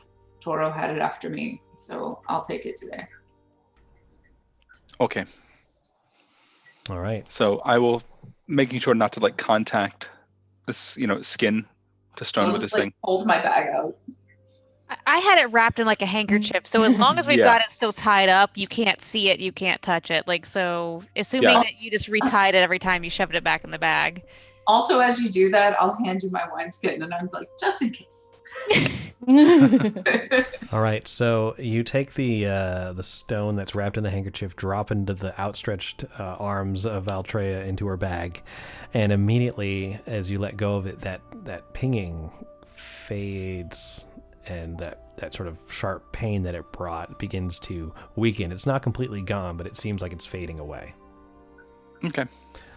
All right. So, after breakfast, are we heading to those tracks? Probably should. Right. Yeah. So you head out the northeast edge of town, and you start following the tracks, and they lead further away from Caer-Konig into the wintry depths of Icewind Dale, and the glow of the town behind you becomes fainter and fainter, making it a little hard to make out the tracks in the ground. when Natel comes back, she'll hopefully remember everything that Tavis the Ranger taught them about how to follow tracks and identify things and know your regular directions. As you look behind you and you see a faint glowing in the background. At first you think it might be one of the Cold Light Walkers. When you look closer, you realize it's Mirnix, who has wandered way off in the wrong direction, and you kind of gesture them back, and they come back. All right, so Natel, you're back. Why don't you make a survival check to see if you can remember what Tavis taught you? Oh. I'd offer to help you, but I have a +0 to survival. I will, and I will guide myself. Okay. Feel really if I forgot. 17. Oh shit! No, I thought it was advantage. Oh, it wasn't supposed to be I an did. advantage. You did. Yeah, Try let me again. Try that again. Okay. Huh? All right. Okay. And If then I guided myself, would it make a difference? do a or- D4. Actually, yeah, every little bit helps on this one. 18. Wow, look at that. So, although it's been a while since you've gone through the wilderness, just seeing Tavis sort of reignited all the times you went into the forest with him and he showed you how different animals and figures move. And as you do, you see those tracks, and they're definitely dwarven, and they look heavy-booted, and it looks like they sort of congregate in one area. Like there's quite a few of them that came from the town and moved around. You're not sure how. Dwarves running through the town were not seen, but as they come together, it looks like they came upon some sort of like a large object of some sort, and it leaves these tracks in the ground, and you realize it's a sled. Okay. They're sled Is there tracks. something they were pulling stuff on? The interesting Okay. thing is, instead of animal tracks that were pulling the sled, like you've seen with Tira's dog sleds, you see the paw prints. You see these huge humanoid footprints, but they're not from humans. They're definitely like twice the size that are walking, pulling the sled behind them. Can I tell? Does it look like troll prints? With your roll, it looks ogre. Ogre. Oh, that's nice. Mhm. Okay. Excellent. So it looks like Dwarves these and an are, ogre. part dwarves and ogres, part of a larger force that came together and is still heading in that same direction. Well, do we want to keep going? Do we want to follow these tracks?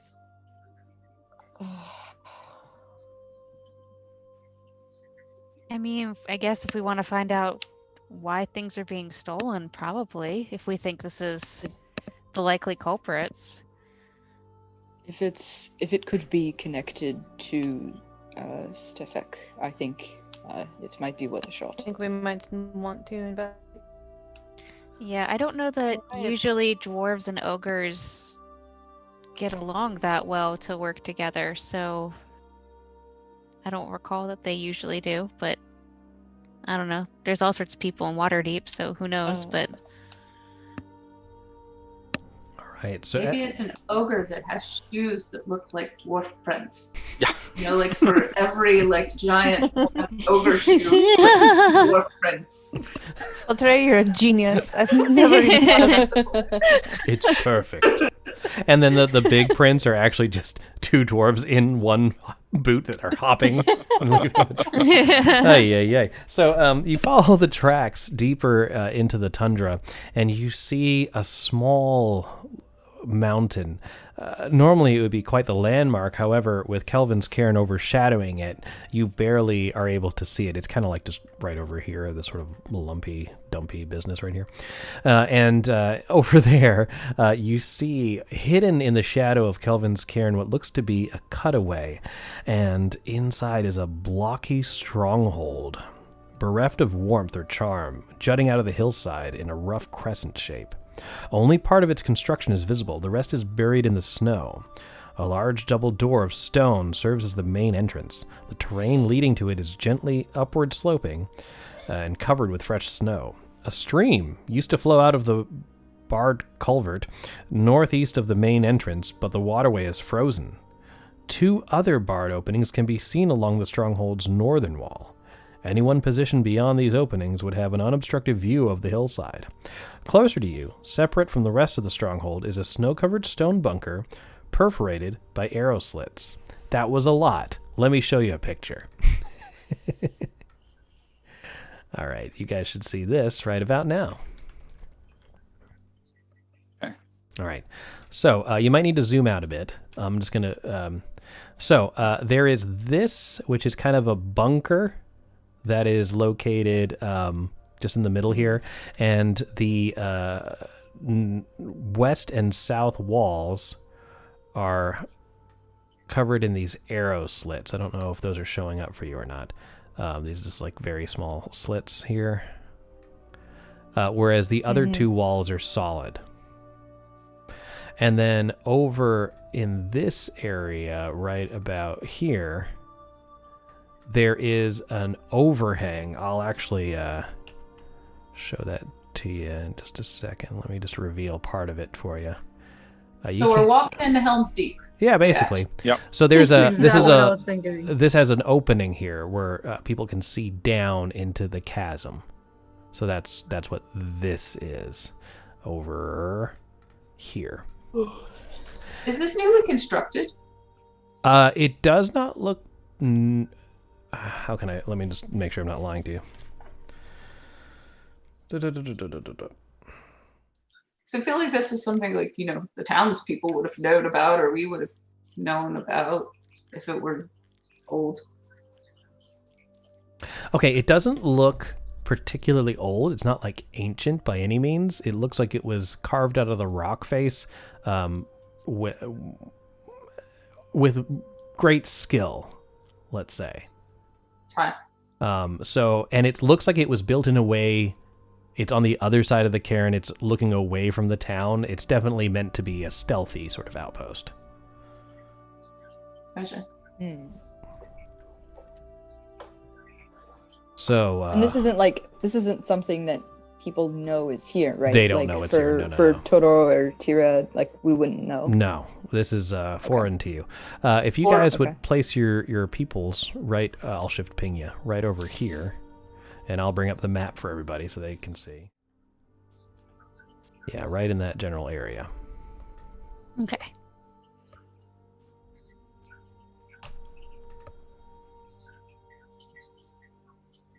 So this wouldn't have been like a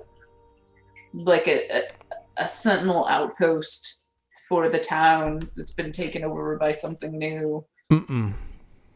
No, no one in the town's heard of it. You haven't heard of it. You do know as you get into the depths of Icewind Dale, although it looks barren and empty, sometimes you can find some strange locations.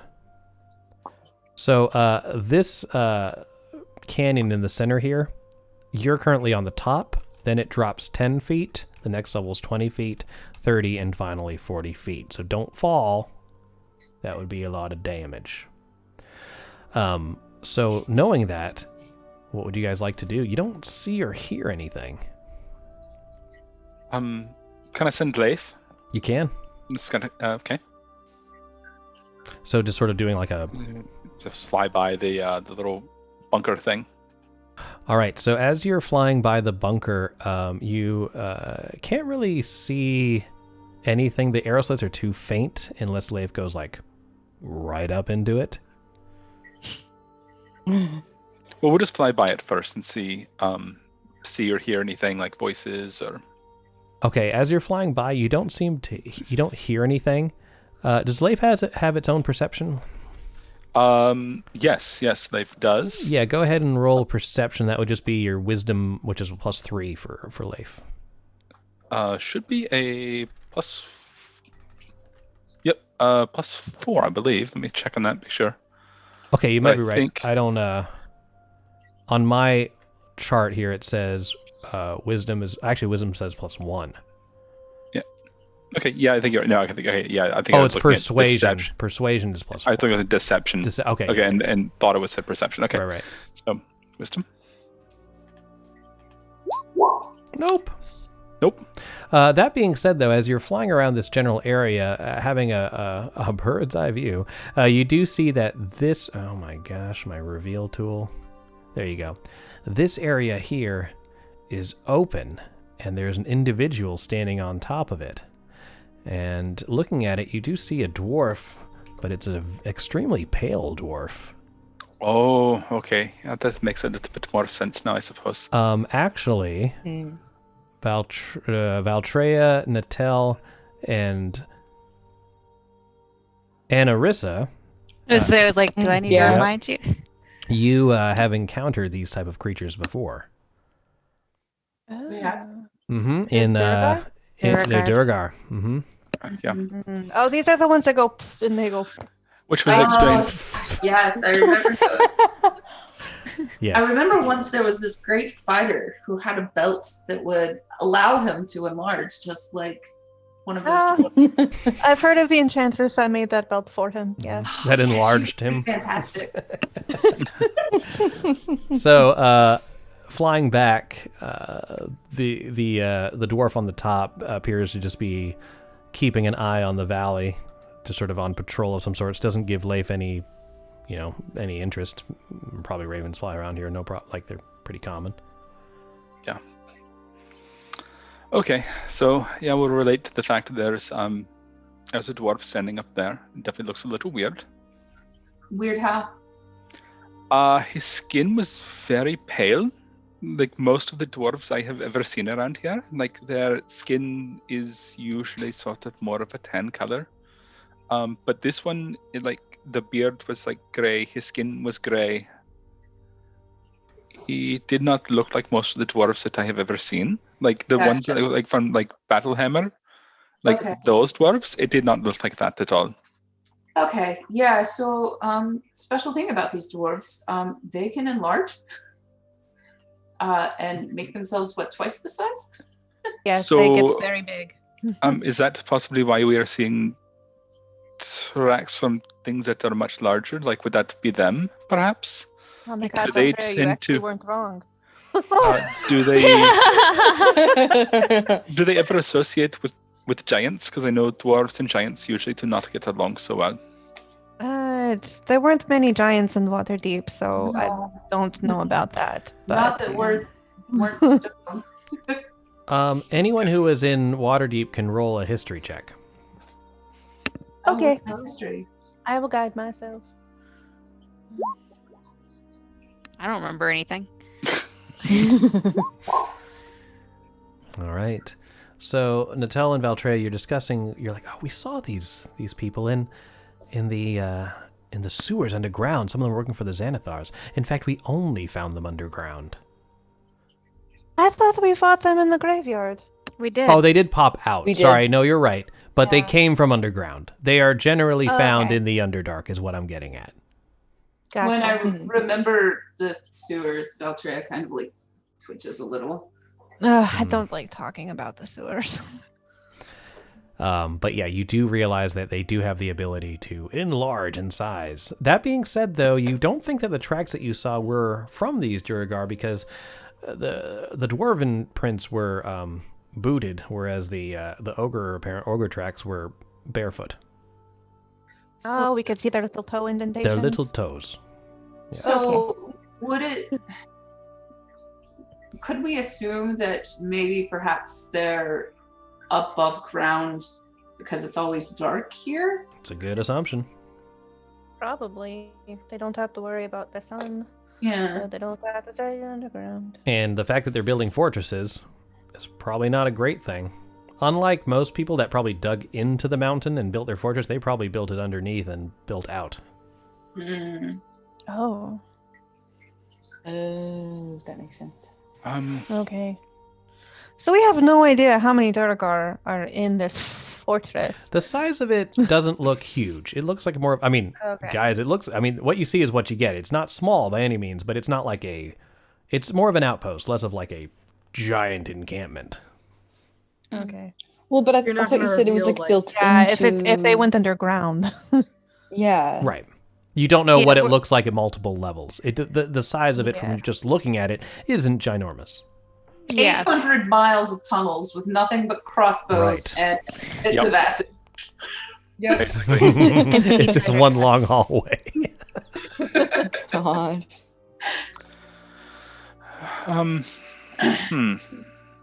Well, do we want to send Leif to investigate the bunker in the front? Or do we not want to really get any closer?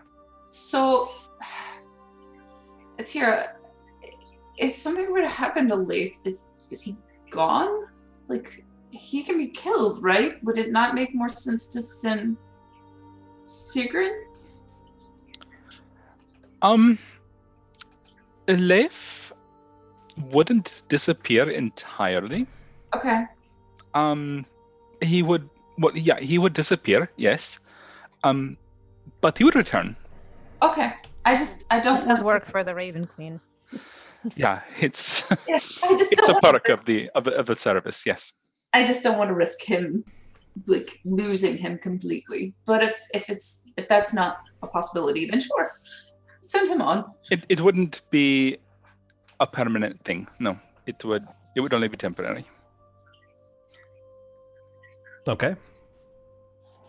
So Leif is flying to the bunker. Is that what we're doing right now? Yeah, we'll have him perch on one of the arrow slits then and just right. kind of look in. So Leif flaps in and lands on the edge of the arrow slit. Peering inside, seeing through Leif's eyes, you do see that this area here has a trap door, which appears to be the only way in and out of the tunnel. That's why there's no doors on the other side, and the windows are too small for people to get through. It looks like there's an underground tunnel that leads to that door. You see a duergar, whose apparent name is Broik. It's written on his shirt, I guess, on his name tag.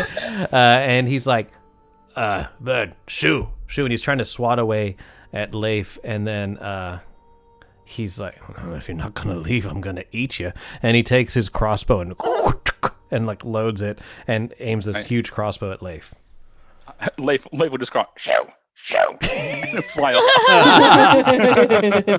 That's great. All right, so with that, there is one duergar with a crossbow, apparently keeping eye over this chasm here. How tall is the bunker? I want to say 20 feet. It's no more than 20 feet. 20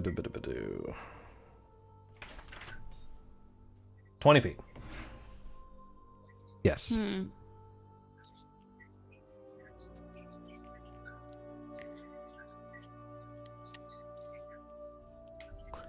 Okay, so apparently he's hungry. And he's armed. But there's only one of them? That's all we saw, yes.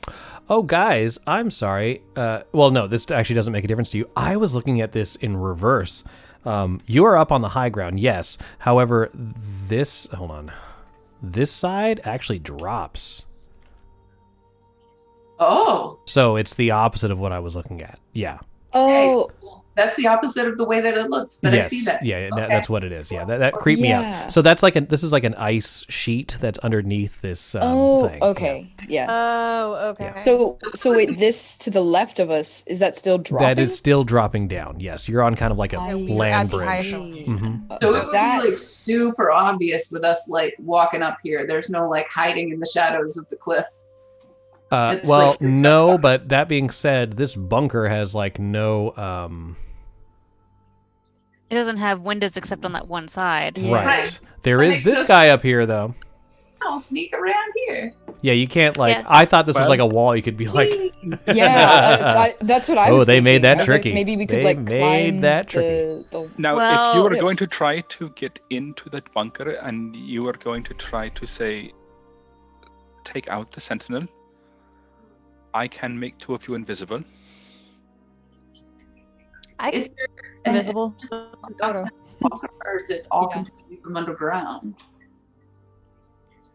Can we see a door or anything, or did Leif So there's no see a door around the perimeter of the barrack or the little bunker. I mean, you did see a trap door in the ground that apparently leads to an underground tunnel. That's the only way in and out of here. And when you were swooping above the top, there is a staircase at the edge of the rooftop here that leads down. Okay. So I will just give you this. If you're standing here, like on this side of the bunker against this wall, then this dude up here cannot see you. Okay. Are these typical arrow slits, like just a few inches? Yeah, they're like that big. Okay. So no. All right. No ballistas that we know of. I mean, I'm not sure No how ballistas, but that also means we can't climb like into a window. Right. Yeah, I was trying to figure because I'm like, if I could get up that way, I could shoot in because I'm, I've got my cloak and all, but yeah, that's the trick is getting in. Yeah, neither of us can get in, so obviously we have to. I mean, we could scoot around the backside of the bunker, and then perhaps take this guy out without alarming anyone. I say because he's up some, right? You'd have to get up the wall, probably. He's up 15 feet. Okay, so it would be harder to hit him. I can fly. It would be very obvious when you fly, though. Unless you went invisible. Me. Are turkey vultures native to this land? I don't think so, especially when they show up hairless. Probably not. Or featherless. Hey, all of mine have their feathers. Thank you very much. You're right. Full plumage.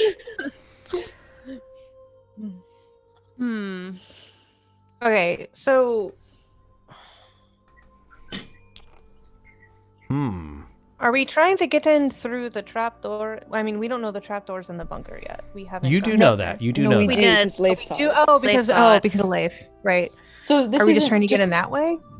Are we trying to get in all? I mean, it seems like we're supposed to be getting back to Bryn Shander to rendezvous with Copper. Yeah, I mean, we can pass along this information, and then the trick is going to be, depending how deep this goes, how many are there, we may not be able to do it on our own. I think that this fortress is going to stay here. Copper is not going to stay in Bryn Shander. I think that is the more important, or at least the more time-sensitive task at hand. But we should absolutely let Tavis know, and perhaps we can revisit this particular problem later. That works for me. We have a lot of leaders. It's going to get longer. Maybe some of them will domino into each other at some point. Like we get enough that they'll actually just. And then it'll be a huge mess that is way levels more than we are. Yeah. It's up to you. All right. So are we going to head back to town? I think like it.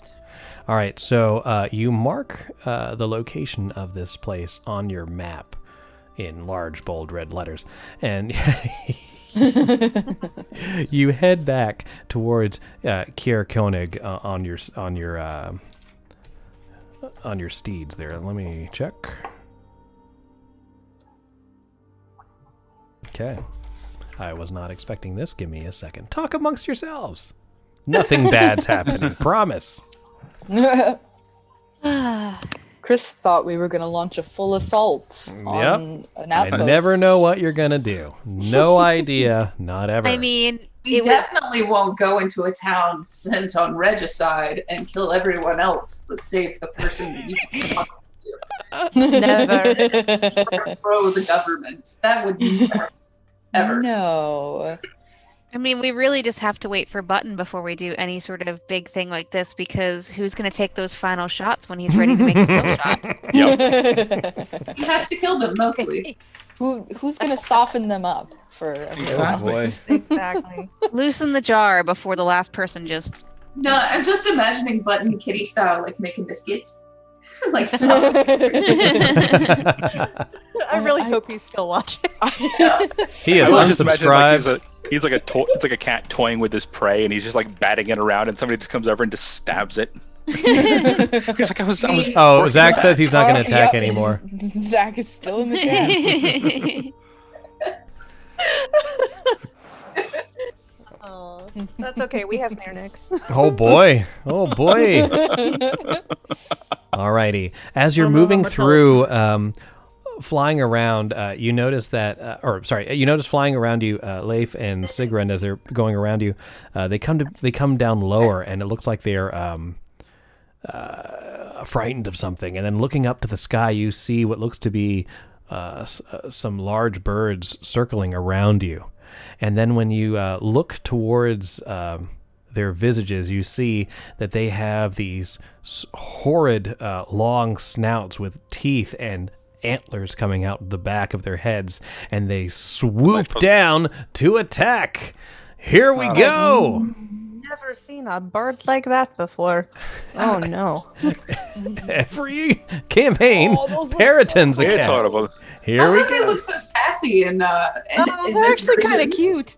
I don't know. These are Icewind Dale Peritons. So They're just like, hey. what's up? And with that, guys, we're rolling initiative. All right. Cool. Hold on a second. Let me clear the turn order, and now you can do it. Does that mean my initiative doesn't count? Come on. It does, unfortunately. Yeah. It was so good. I'm sorry. Initiative. They'll try it. Do good again, Kenzie. Oh, I'm going to take. Yeah, that worked. Alrighty. Oh boy. Are we all good?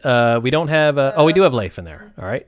I mean, we're in 1, there. 2, 3, 4, 5, Hold on. 5. I'm missing Natel. You're missing me. Because I'm still wild shaped. There we go. A 5. No? I don't think there. No? I just popped it Still in some- for you. Okay. Boom. All right. Descending. Peritons come in first. And Oh, look. Beltray isn't dead last. here we go. We're not going to be summoning any things to talk our way out of this one. Here we go with the battle. Peritons, here they go. Let's see here. Did not prepare this, as you can tell. Random encounters. Let's see what they do. Natal, shouldn't you have all your points back? Because that was the other day. Oh yeah, that was a long rest. That was a long rest. So should Toro. Yeah, everyone should be at full health. You Yeah. technically, well, no. If you got attacked by the, no, you're right. You're totally right. Yeah, You're we had absolutely a correct. Long rest. Absolutely correct. Hold on, I've been in and out of. Give the party 1 inspiration. All right, that works. That works. Hey. Now, I am going to say, new rule is, I can't give myself inspiration. If you're currently playing, you can't give yourself inspiration. Starting now. All right, here we go. Here comes the first parrot, and it gets to 5. Let's see how far I can get. Oop, no. Is that worth it? No, it's gonna circle. It's gonna go over here. And these guys are in the air. 30 Okay. feet Not up. high up. 30 feet Okay, up. 30 feet. And then this Peryton, can it get in? It can. It does if it's within 30 feet of somebody, it gets to do a dive bomb attack. So here it goes. 30 feet straight towards target, and then hits with a melee weapon attack. It has 1 gore and 1 talon. Here comes the gore. That's going to be 15 to hit. Mirnex, does that get you? Yes. Okay, so that's going Wait. to... Nope. Yeah, it does. Okay, so that's a total of 14 damage from the dive attack. Of course it is. All right, and then here comes the talons. 16 for 8. Yeah. I'm pretty sure the dive attack would only affect the first melee weapon attack. I cannot imagine it would be every single one. I'm going to say it doesn't. I like that rule. Toro, you're next. The Peryton in front of Mirnex is in melee floating range. Like, it's come down and... Yeah. Yeah. He's actually gonna use the. He's got his short bow out. Oh, does he get sneak attack? On this one, yes. Okay. So attacking with the short bow, 21 to hit. Yep. 23 damage total. Bam! All right, so you hit this bird right in the middle of its torso, and it's like clinging on to Mirnex to stay upright. It does a lot of damage to him. Anything else? Yes, actually, we're going to move out this way. Okay. And with that, we go on to this Periton. Poop. I will dodge. Ninja Periton. Tira. Okay, we'll take a quick step over here to get ourselves in position, and we're going to attempt to hit this Periton with. Okay. We're going to hex it. Okay. And then Eldritch Blast. Let's do it. 11 will miss. You do have inspiration. No, we'll just go ahead and use a second shot. Okay. That one 14 will to hit. That one will hit. So 6 plus the 12. hex. Damn, nice. All right. With that, you shoot this blast, and in front of Mirnix's eyes, it just disintegrates in necrotic energy. That one dies. Good job. Appreciate you. I got you, Mirnix. Periton over here. Dive attacks at Toro. 5. That'll be 15 there, so I'll still have 15 movement after. Okay. Oh, I won't have a dive attack. I need to move 30 feet. So no, this will just be 2 regular attacks. Okay. First one, 19 for 6. That hits. All right. Next one, 25 for 8, 9, 10, 11, 12. We're gonna uncanny dodge that one. Okay. So you take 6. Total of 12 damage entirely from both attacks. Gotcha. And then it moves 15 feet back, and it has flyby, so it doesn't provoke opportunity attacks when it flies out of an enemy's reach. That's unfortunate, but I expected it. Leif, you're next. Okay. We're going to have Leif has, I'm going to say movement speed here is 40. No, it should be more than that. Check. Leif should be fly of 60. Okay. Regardless, I think we can get there. That's fine. Okay, so Leif is going to fly over here and try to hit this Periton. Okay. With a bite attack. Let's do it.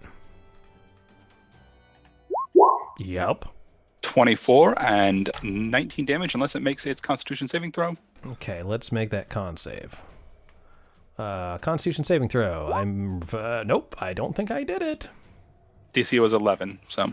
Yeah, I take the full amount. Okay, 19 damage to that one then. All right, so poison. Yeah, that'll work.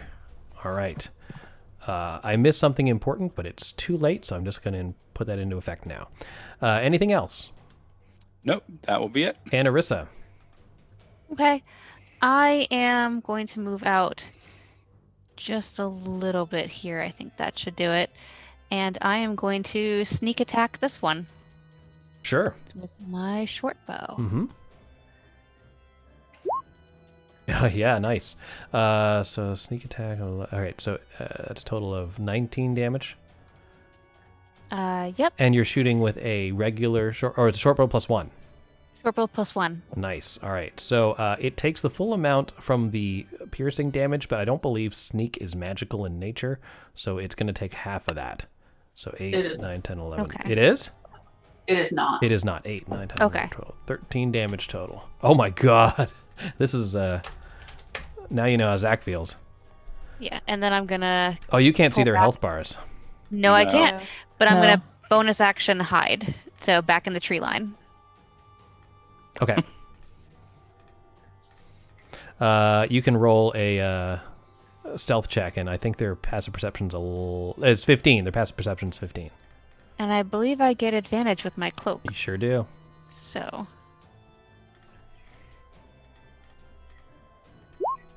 23. Yep. It has no fucking clue where you at. All right. Hold on. Did I miss any of them, or can you see all of them now? See them now. Yeah, I can see them. All right, Yes. Cool. All right. With that, Mirnix, you're next. All right, I'm moving 15 up to this dude right there. That works. And I'm going to bonus action rage. Let's do it. Okay. And then I'm going to. Where's my rage toggle? Well, Kenzie, they're also 30 feet in the air. Yeah, I was going to say they're flying, Yeah, I think. This one's flying. Yeah. Until they. Do you have Flying? anything long range? You'd have to do something. Yeah. Yeah, I don't know if you can throw the weapon. No, but I don't have long range. I'm to have. You should have javelins. But I picked melee weapons. Does that count as? No. Yeah, but you should No, also. but they should have come with your starting equipment. I don't Yeah, think you they should've- did their starting equipment. I don't see it in there. Because you're a fighter. You know, Yeah, but barbarian. No, I'm a fighter. I start gave with, them. like, I 4 gave them. javelins. I gave them money to purchase what they wanted. We'll rectify this later then, I guess. Yeah. Okay. Sorry. This is Shit. Uh-oh. Fuck. Okay. Maybe Well, you can ready You in can take action, that so when movement back if you like. Yeah, you can get I'm in. gonna take that movement back. Yeah. And hop right over here, and if one of them lands, Well, I would say gonna- if one of them gets close to you because they like to hover, they may not then land. I'll reach up my. Yeah. I will allow you to, like, if it comes within melee range of, like, during, like, it's going to have to swoop down to attack. You can probably get it on an attack, like a swoop down. You're like, okay, I'm ready. Batter up. Okay, that works. All right. Yeah, baseball it. I gave them wings to show when they're in the air. We good? Beautiful. okay. All right. So you're ready to action. Comes in melee range. You're going to attack. Big chunk. Yeah. Oh, okay. Bonus action, we are going to pop out. Because I'm kind of useless right now. I was gonna say, I was like, how high can Big Chunk jump? I mean, probably, but and now that they won't be in the way, I am going to use Conjure Animals and summon 2 giant eagles. Oh, boy. Oh, boy. I had my wrong sticky notes. Familiars and summons. Let's see here. You look at Kahira. I'm looking at Kahira's sticky notes. Uh-oh. Are they, hey, guy, what size are they? Large? They are large. Ah.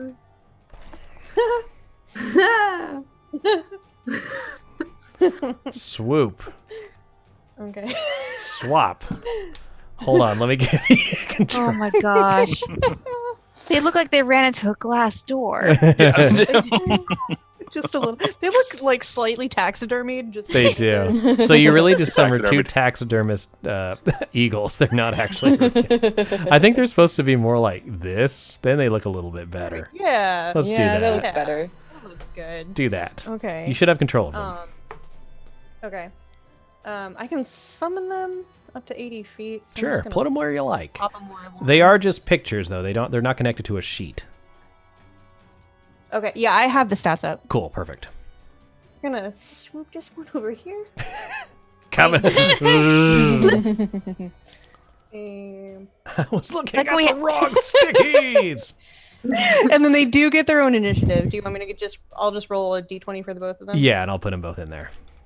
Okay. What do we get? 3. 3? Awesome. All right. Wow. And that was currently Big Chunk's turn, which is actually Natel, so which had a 5. So let me put that in there. And now, descending, we should now. Oh, I think They're actually next. They're actually next. All right, cool. All right. I'm just gonna roll through their attacks as quick as I can. Okay. So we're gonna go with I'm going with the one on This top guy first. first? Yeah. Yeah. All right. So it's +5 to hit. They get multi-attack. They get a beak and a talon. So beak. Yep. That's Mhm. gonna be 24 to hit. That's Disadvantage. It's dodging. There's dodging. Son of a bitch. 19 to hit? Still hits. Or 20. Dirty 20 to Still hit. hits. Yeah. So that's 6 + 3. Alright, so it takes 6 damage from beak. We're gonna roll Got for it. talon. 2d20. So I got the 9 it would be a 14. That does hit. Okay. I think it's only dodging on the first attack, right? No, it's Or is all it- attacks. All until attacks. its next Okay. turn. Okay. So that's 2d6 + 3. That's gonna be 8 damage, so that one's gonna take 14 total. Got it. Boom. So, Red Baron fighting in the sky there. If that one's done, now we'll go to the southern one. Yep. This one is not dodging. This one's regular attack. Okay. Alright, cool. Yep. Okay. And then same thing, 1d6 + 3. Alright. Got it. Second attack. Yep. It's gonna be 8 19 to hit. 2d6 + 3. 17 damage. Boom. All right. Well, your eagles are tearing the shit out of this bird shit. But yeah, you're just crushing them. Valtreya, you're next if birds are done. Birds are done. All right, Valtreya, you up. Okay. So I sprout golden wings and start bright light starts spewing from her eyes. And takes a beautiful butterfly. It did say that, if you're good, then they're eagle wings. If you're neutral, then they're dragonfly wings. And if you're evil, they're bat wings. That's so pretty sweet. Nice. That's pretty cool. sweet. Yeah. All right, what are we doing? So then I use meta magic, and I cast this as a quicken spell. Okay. And cast Spirit Guardians. That's perfect. So I am flying. Okay, so you are at the same level as them. You can fly 30 feet up? No, not quite. Okay. I'm high enough to still keep these people in my In it, but I am not on the ground. You are not on the ground. Okay, but you're not 30. And You're kind of hovering. Yeah. Got it. And But you got Spirit Guardians flapping around you. Yep. Real quick, Natel, your eagles, are they magic? They are fey creatures, so they are they're magic. Yep, that works. All right. Fucking them up. That works. This Periton, I don't think it wants... That's going to fuck with Toro again. That's fair. Not a flyby. This is just a regular attack. Here's the gore. A 23 for 4. Yeah, that'll hit. And the Talon's 22 for 9. That will also hit. It is moving 20 feet back. 5, 10, 15, 20 feet back. No, 5, 10, 15. Yeah, that's 20. Because it has the ability to move away without promoting an attack. This one is going to attack the eagle. Gore. 8 for 11. I doubt that hits you. 8 is nope. 20 does, It is though. nope. 20 for 7. 20 does, yeah. 7 damage. Are you attacking the can't. top one or the bottom one? The bottom one. Okay. So you can, if you got their hit points somewhere, I trust you. Yeah. All right, cool. And that is... That's 9? 7. 7, okay. It's going to fly away, not promoting an opportunity attack. 5, 10, 15, 20, 25, 30. That bird be big. I don't like it. I'm running away. Toro. All right. Toro is going to take aim at this one up here. Okay. With the short bow. Mm-hmm. Leif's like, that's my kill. Does Leif counts as an yeah, ally, you get for sneak attack. Yeah. Mm-hmm. Sweet. I don't think you Leif need gets it. like an eyeball, like from the thing and kill it, I don't think he cares how it dies. The only That's one fair. who gets upset is Button, which is why we like to Well, do it. to be fair, it has happened a lot. It has happened a lot. In a row. All right, with that, you shoot the Periton right out of the sky, and it falls dead. And Leif sort of lands on it, and like pokes its eyeball out, and it's just hanging on there. I mean, I'm not saying that I look for when Button gets to like that last round of points on a character, but like I definitely am now. So at that point, Toro, if you're finished, we're going on to someone else. Toro is going to see the Spirit Guardians and move back this way. All right, so this Periton here is going to attack the, I almost said wolf, the eagle next to him. First, the gore, that's going to be 7. That's going to friggin' miss. Here comes its talons. 12? Nope. Yeesh. All right, too strong for me. Running the hell away. 5, 10, 15, 20, 25, 30. Not promoting opportunity attack. Tira. Okay, seeing this one maybe trying to fly away, we'll go ahead and we'll take aim with 2 shots from Eldritch Blast. Okay. And we will move Hex onto it since the other one is now dead. All right, that works for me. So Hex on this one. Got it. Hex on this one. Oh, that one. Whoops, wrong one. This Sorry. one. Yeah, Yep, the one I that's see fleeing. it. I Sorry. see you. I was looking at the wrong one. It's hexed. Okay. Nope. 9 probably not going to hit. No, 9 misses. Another misses, 9. Yep. Not going to. All right, it's obviously dodging and weaving and trying to get the hell out of dodge. I said dodge too many times. Anything else? No, that's gonna be it for right now, I think. All right, Leif. All right, Leif's gonna fly and try to hit it though. Okay, let's go. Like, oh, more food. Leif sees an opportunity for more eyeballs. This is how it does. Holy crap! Over to hit for 11 damage. I'm gonna try my save. Yep. I'm gonna pass my save, so I take two poison. So 6, 7, 8 damage total. And Leif is a magical creature. Leif is a magical creature, yes. Got it. Oh my goodness. So it just sort of lands on the back and just starts pecking it on the head as it's trying to fly away. And Arissa. Okay. Let's see. I am going to go 5. Oh, okay.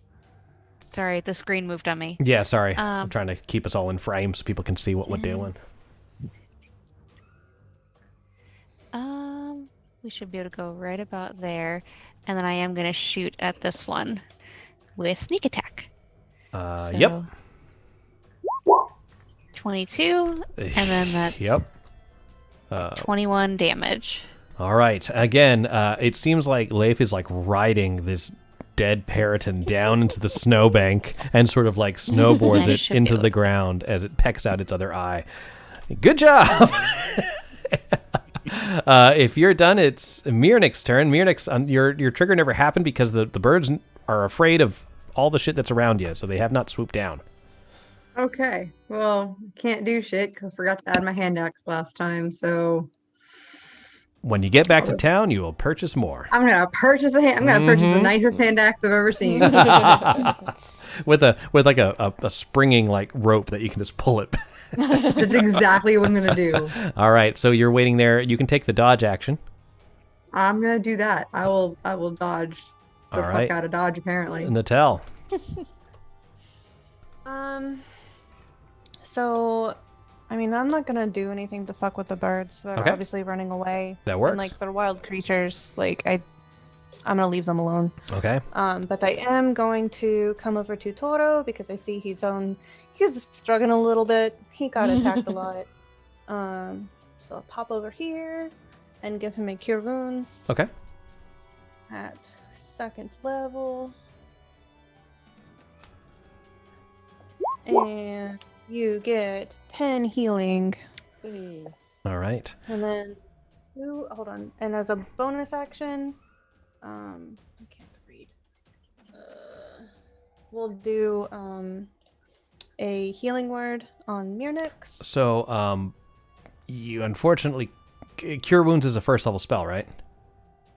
Yes. So the ruling is, you can't do both. You can't. Is that only from Quickened, or it's from is that everything. so I just can't? It's from everything. Yeah. It has to be a cantrip if it's gonna be your action. Mm-hmm. Oh. Yeah. Unfortunately, no. Yes. All right. Well, that's my turn. All right. Well, now that you've left the birds to fly away, you do have 2 giant murder birds you can use. I do, but I'm not going to because the other birds are flying away, Fair and enough. I don't feel good with attacking a creature that's fleeing for its life. Very nice. All right, that might have repercussions later. So at this point, surrounded by these are they celestial or Valtreya, the ones circling you? Yeah. All right, so these like angelic figures, celestial figures that are swooping around the party in this aura, protecting them from danger, with 2 giant eagles swooping around them as well. The Peritons are like, my bad, we made a mistake. We're going to leave now. And they start flying back towards the mountainside, looking for easier prey. And you make it back to Caer-Konig without any further injuries, and you make it back to the Northern Lights, where Tavis and Tavis are sitting there. It looks like Tavis is telling Tavis a tale of some sort while polishing off another wine bottle. He's like, "Did I tell you the time I beat a yeti with my bare hands?" That's drunk as Trovis.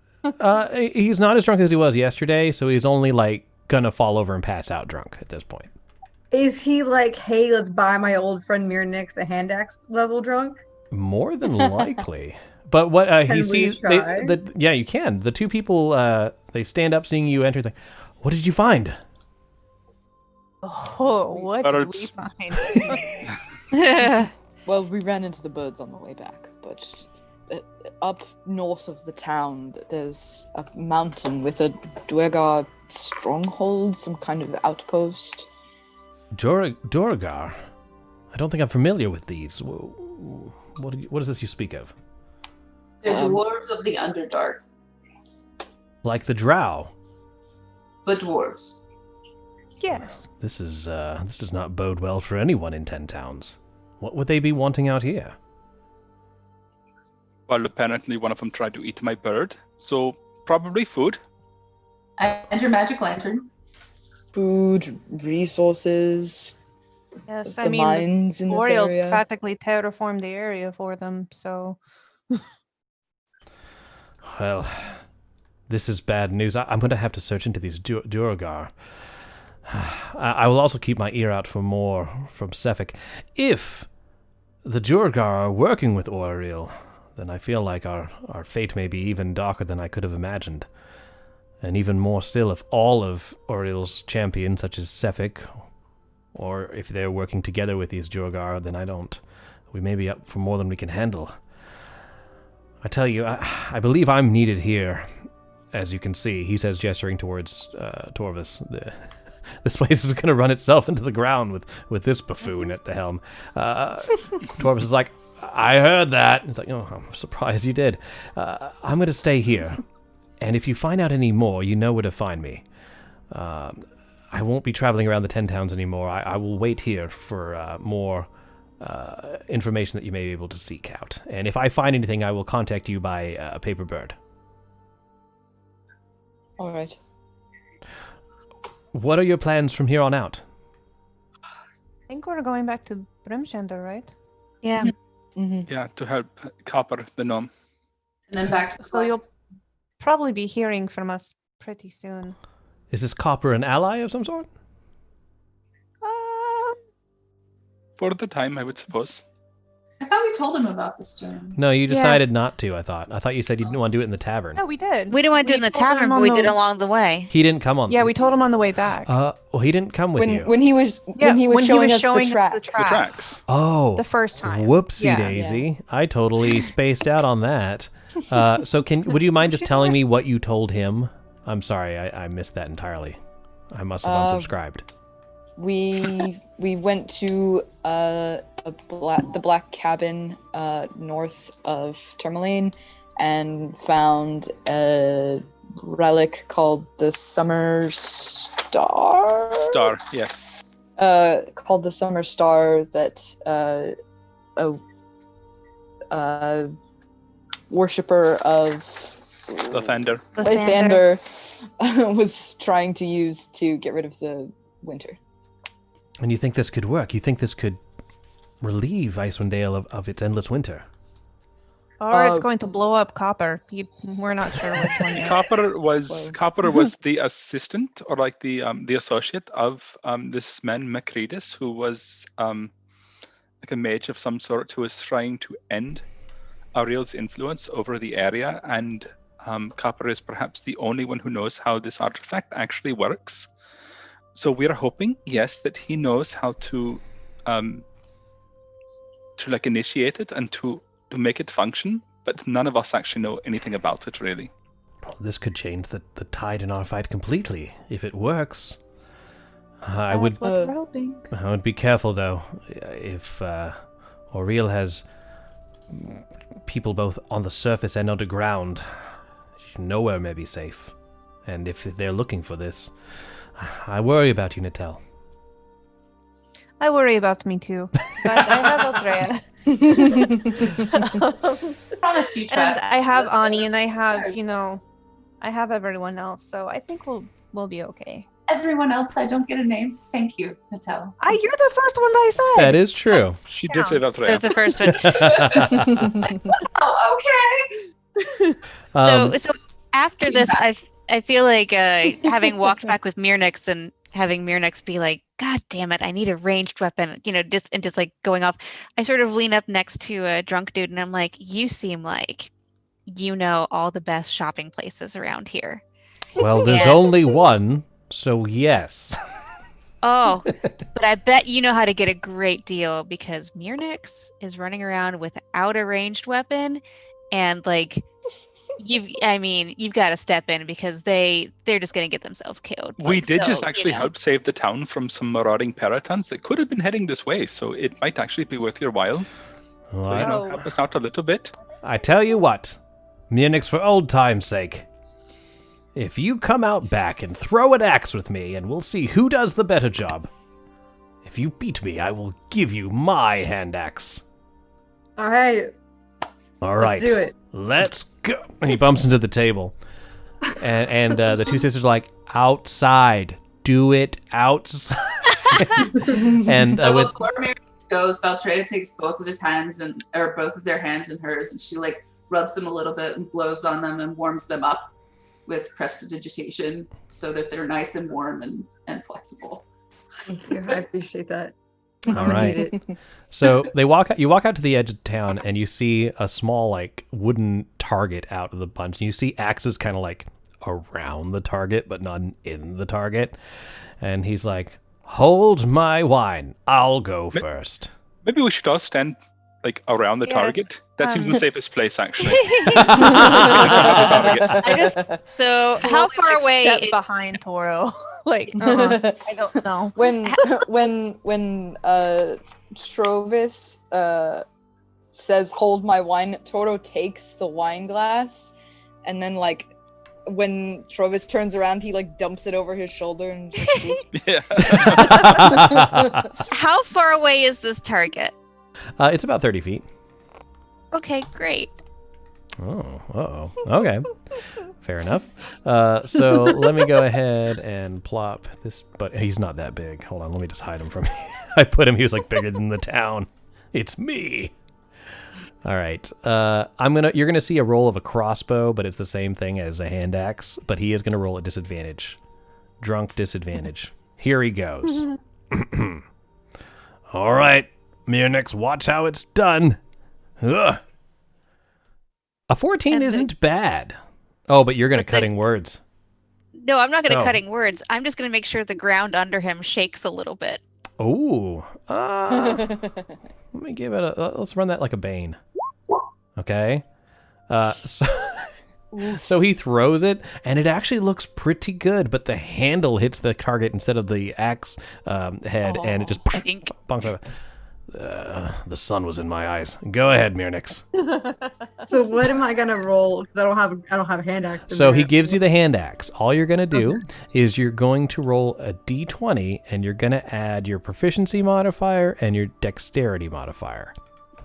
And if that was I feel a like- lot, I'm not quite sure what those are off the top of my head. I just feel like Ani is also. Should they get like a guidance? A I would say she's like coughing next to Natel, like guidance, and just I don't poking. think that's how guidance. Just say the word No, guidance. but I can't. I mean, You could say something. yeah. Yeah. All right. Where is? Yeah. Keep your Alright, so my proficiency. Yeah, My 'cause- proficiency is a 3, and my dexterity is a 2. So Cool. I'm So adding you, 5. you roll a d20 and add 5, and as long as you get higher than a 14, or actually no, an 11, you win. A 13, you did it. You did it. So this isn't. barely. This obviously isn't your forte. So you're not used to this. So you take it and you kind of give it like an awkward horizontal swing instead of the standard overhead vertical chop. So as it Ooh, swings unique down, technique. I like it. it goes here, and it actually chops the support out from under the target, causing the whole target to fall down. And you're like, well, I guess I win. That's Remember, fair. I'm directionally challenged. I don't know what you think. Instead, you throw it this way. So he's like, well, a deal's a deal. Here you go. A new axe. You appreciate earned a you. hand axe. It's nice. Yay. It's nothing magical, but it's a nice hand axe. It's like, this causes for a toast. And he starts stumbling back to the Eastwind Tavern. You guys head back in. Oh no, this is not Eastwind. We're in Caer-Konig, the Northern Light Inn. And Allie, the young girl who helped you, because any luck finding that lantern? It does mean a great deal to us. No, it's in a fortress full of duergar, so we didn't really want to go in there. What a duergar. Little tiny anemic dwarves. That doesn't sound like too bad of a problem. Surely. Except they can, like... They can grow twice their size, and we don't know how many are in there. All right, with that, her eyes grow wide, and she's like, that sounds horrible. And they're close to town, you say? I'm going to have to tell my sister. No. Yeah. Wait, who's your sister? Oh, your sister owns the bar with you. Yeah. Never mind. So she goes to the back, and you hear people talking like, what, giant dwarves? That seems like an oxymoron. shit. And they're It's just near a regular the human. town? I probably shouldn't. So at this point, that goes through. You decided to sort of take a moment to rest and just sort of recuperate after the fight, and then head back to Bryn Shander, which will start next week. As this happens, though, I'd like Valtreya to make a wisdom saving throw. Okay. I have one of those. 16. All right. So today's session ends with having been with this crystal before, the ability to resist it's a little tougher. And as you just see Valtreya sneak off to the other side, excusing herself to use the restroom, looking into her pack, and just her face is illuminated by the crystal that's glowing in it. And we'll see what happens next time. All right, everybody. Thanks so much for watching. We really appreciate it. Be sure to tune in next week when we head back and see what this summer star does and if they'll be able to change the weather of this frozen tundra.